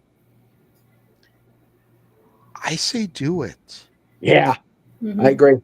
I am enough of a Dom supporter, and he's the first wrestler I have met since really going to shows all the time. I mean, I met Shotzi at that indie show where I went to go see Gino back in 2019 and a couple other people, but I went to that show to fucking see my buddy wrestle, and it was Mikey's birthday. But Dom is the first wrestler I really met since I got back into wrestling. And dude's fucking chill as hell on the outside. Yeah, he is. Yeah, you he can is. tell that he was raised right by his daddy and his mama, despite what he says about his daddy on TV. It's a good kid. Yep. Yeah, he really is a good kid. I think he deserves it, man. When he won the North American title in NXT, all about it. Yeah. He had some fucking bangers. He proved he deserved it. Yep. Give him I that agree. fucking IC title, dude. I'm right there with JJ. At this point, just go for it. He deserves it. Do you think having Dom win the IC title that actually causes some tension and we actually might see a Judgment Day split? Absolutely.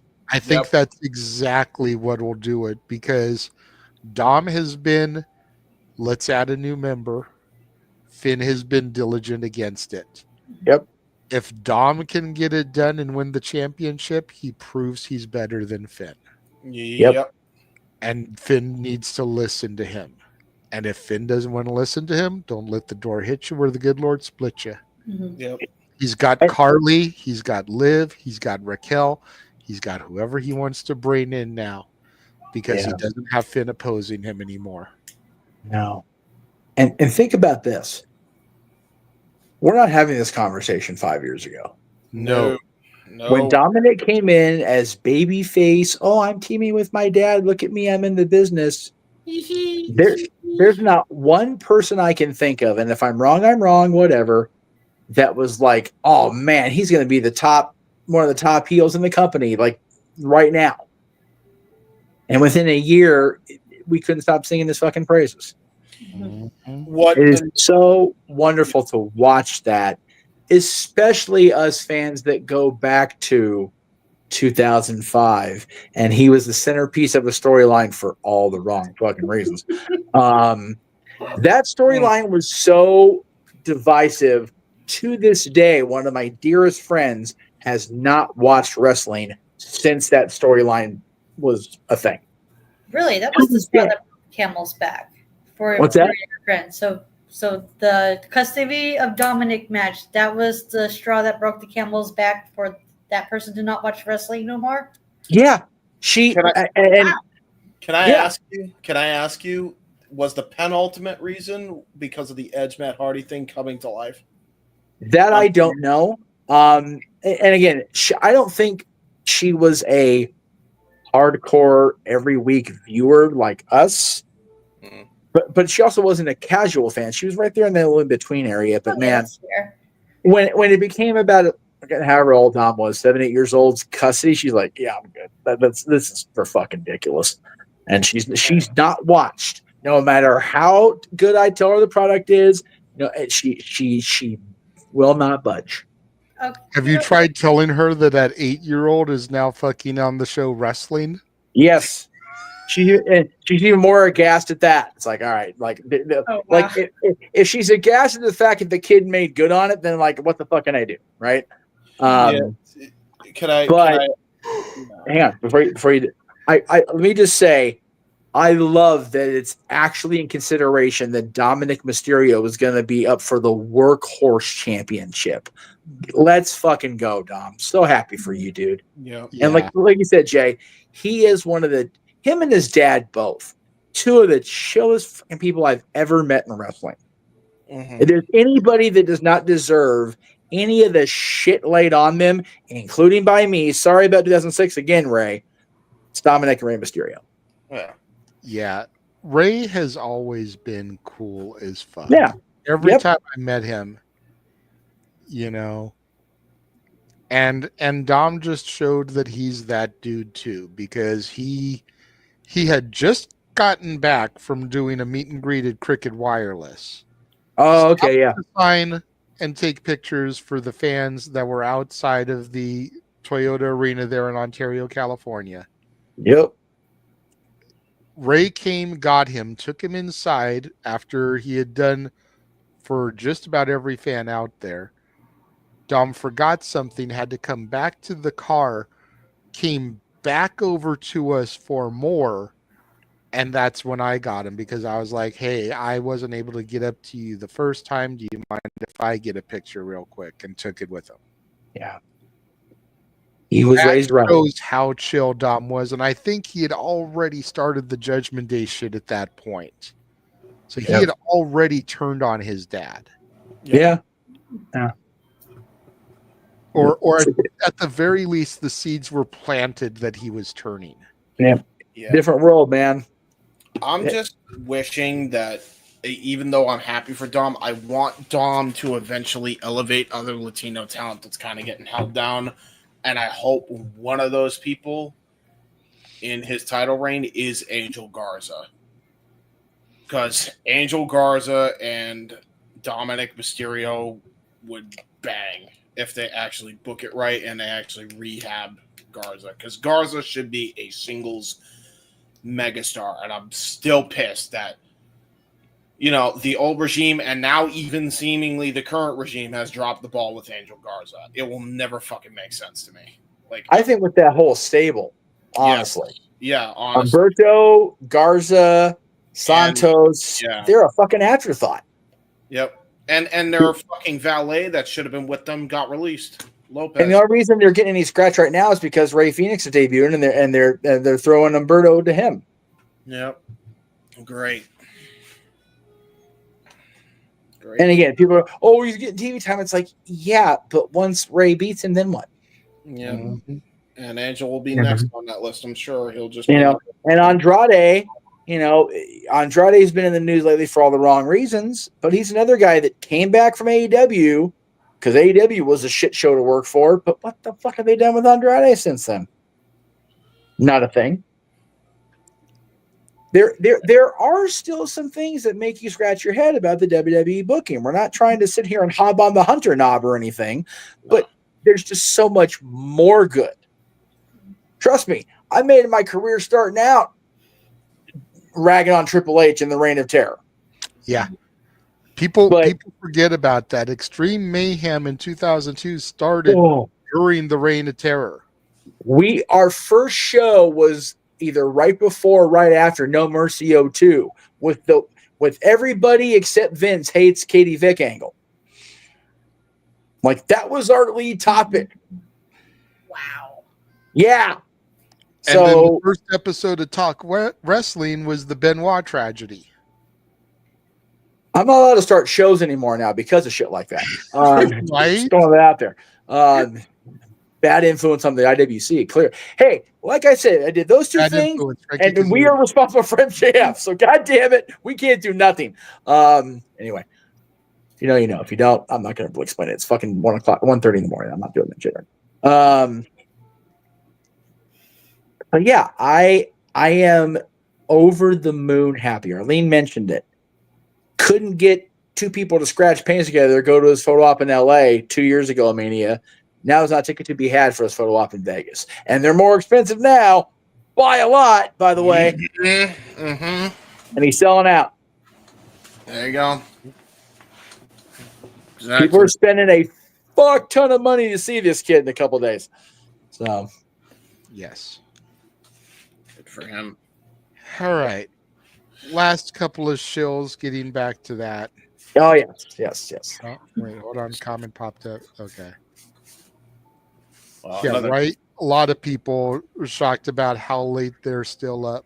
Yeah, right. Seriously, for you East Coasters and international audiences, God bless you. It's well into Sunday morning already. Yep. Let me know if another thing pops up, a super chat. So, yes. Again, these last couple of shills, if you missed yesterday, go back into the archives, check out the interview with La Princesa Tiffany Nieves that I did. I cannot stop gushing over this interview. I am still in disbelief that it came together as beautifully and chaotically as it did. Yes. She Good was Lord. only going to give us 15 to 20 minutes of her time. Damn near gave us a half hour. Awesome. Yeah, to the point where I was trying to wrap it up because I saw how long we had gone, and she's like, "Give me 3 more questions. Give me 3 more questions." Like the fucking I was press like, of WWE. "Yes, ma'am. Yes, ma'am. Anything you wish." Right? But thank you again to La Princesa. She's been retweeting the posts about it. She has followed Walter now. Right Walter on. went and bought her T-shirt. She even, when I posted about the still in disbelief tweet that all that happened, she quote tweeted it, talking about, "Oh, so sweet. Can't wait to see the video of the cage match." So I commented, "Here you go," and posted it of me and James doing the Tiffany Nieves, Natalia Markova history making first women's cage match in Alabama history. And her reply simply, "Bueno." As it should be. There you go. In gimmick, but you still got the sincerity and sweetness of it. So that video is now public on my YouTube. Right Feel on. free to check that out. Just me and James calling that match. We actually show the footage of the match over where we normally do the graphic display. Hasn't been copyright pinged yet. If it ever does get flagged, I'll just pull it down, whatever. But for right now, you can actually see the match and see us reacting in commentary at the same time. Nice. Check that out while you can. Hopefully, there will be more interviews to come. I want to try to tap into our good buddy Sam Knight as he is on his own farewell tour. Oh, whoa. He posted that his final match is going to be this November. And at the most recent Battleground show, he became the Battleground champion. Oh, my God. Wow. So I want to get our buddy Sam Knight to come on the show and talk with us. I want to try to get Evil Dose's a guy we know from the spaces named Evil Dose is connected to MLW and apparently friends with Mr. Thomas, who was in Battle Riot tonight. Yeah. Want to try to connect with him and see if we can get him on the show. All right. Where is Sam and Battleground running nowadays? What state are they in? Battleground is out of Colorado, and I think Sam is still located in Indiana or Illinois. Okay. Because if he's hanging them up, I can very likely convince certain parties to have the kid will go with me for the last match, wherever it is. Well, the last match I think is closer to where he resides. I don't think it's going to be out here, but we might be able to figure out where the last Battleground match is and at least get to that. Right. Well, for me, it's, Indiana's not all that much farther from Colorado flying on a plane wise. So I appreciate that, Charles. I appreciate that, Safet. Thank you. I'm glad it came off because I know the the journey was interesting, as well as the destination. So I'm glad everything came off okay. That's good. And then Relief for you. And then likewise, go back into the archives and watch last night's Shenanigans. It says Saturday still, but that was just because I was tired and I forgot to put Friday up there. But we talked about Frankie Kazarian calling his shot. We talked about Stephanie Vaquer relinquishing her North American title. We talked a little bit about the La Princesa interview. We talked about Dynasty and kind of previewed Dynasty. Because I didn't know we were going to do a Simply Predicting. So we kind of did our own predicting, the three of us last night. Right. So I will briefly, I will say that one way or the other, because of my ability to move my schedule around a little bit, I will be at Rebellion. There you go. I am thoroughly convinced it's happening. There you Hey, go. listen, it wasn't just me, and it was just me. It was me. Josh just was a victim by proxy, and so was Ash. I What do you mean? think I contributed to the chaos on Friday as well. Yes. Yes. No, I with Joe Hendry going in hurt now with this rotator cuff thing, the show speaks to me, man. I'm convinced it's going to happen, and I need to be there, and I need to make it happen. So I agree. Yeah, And I was kind of talking about this last night, and I'm gonna go ahead and throw it out to you, just because of the fact that I don't know of the status. But what if Scorpio Sky gets involved? Oh my God. Men of the Year? Yeah. SCU. Who does he choose? Yeah. I mean, they're both in the match. Fuck me, dude. God, now you got me worried. I was convinced. Oh, now you got me worried. I don't think he will, because I think Sky is still legally tied to AEW. Hasn't been released yet. It's true. But just not knowing what his status is or could be come Rebellion, just huge what if, man. Well, I mean, for me, I think Daniels is retired. I could almost see Tony letting him go there to like post-match celebrate with Frankie. I was going to say that Daniels made his name in TNA. I think that'll be an off-air thing, but I very much think it's a possibility. I will say this. I was there when Frankie regained the PWG title from Adam Pearce in the cage. I was there when he got inducted into the EWF Hall of Fame with Jesse Hernandez. And he went out of his way to buy him and his band Paradise Kitty shirts on the Jericho Cruise. I can't not be there if he's going to become a world champion finally. Yeah. If anybody that we've encountered in our travels over my 22, almost 23 years of podcasting and our friendship of damn near 20 years now, deserves to be a world champion, it's Frankie fucking Kazarian. Mm-hmm. Yeah. Just like there's not even a debate for me. I will not argue that. So, and hopefully, knock on wood, we can parlay your real life friendship into being his first interview after becoming champion. It's already been discussed. Don't worry. Nice. Just gotta keep the lines of communication open all the way through the 27th and the 28th, which is not difficult. Don't worry. Considering I work close to where he stays, and he's a fan of where I work, and we're both fans of the baseball team down the street, we will find a way. Ooh. But it is now past 4:30 for some of y'all. Past 1:30 for the people on the left side of the screen. It's time. Jay, I think it's about that time. Yes. And I think I'm starting to get choppy again. So I'm gonna let James kind of take us out of here. Makes sense to me. So I get to do animal fun. Perfect. God damn it. Thank you guys for watching. And for the Renegade Wrestling, JJ Williams, for the West Coast Professor Jeff Motherfucking Meacher, for Shadow Badass, I am the He-Man James Heber. Thank you so much for watching, and we will see you all next time. Tune into the spaces. Good night, everybody.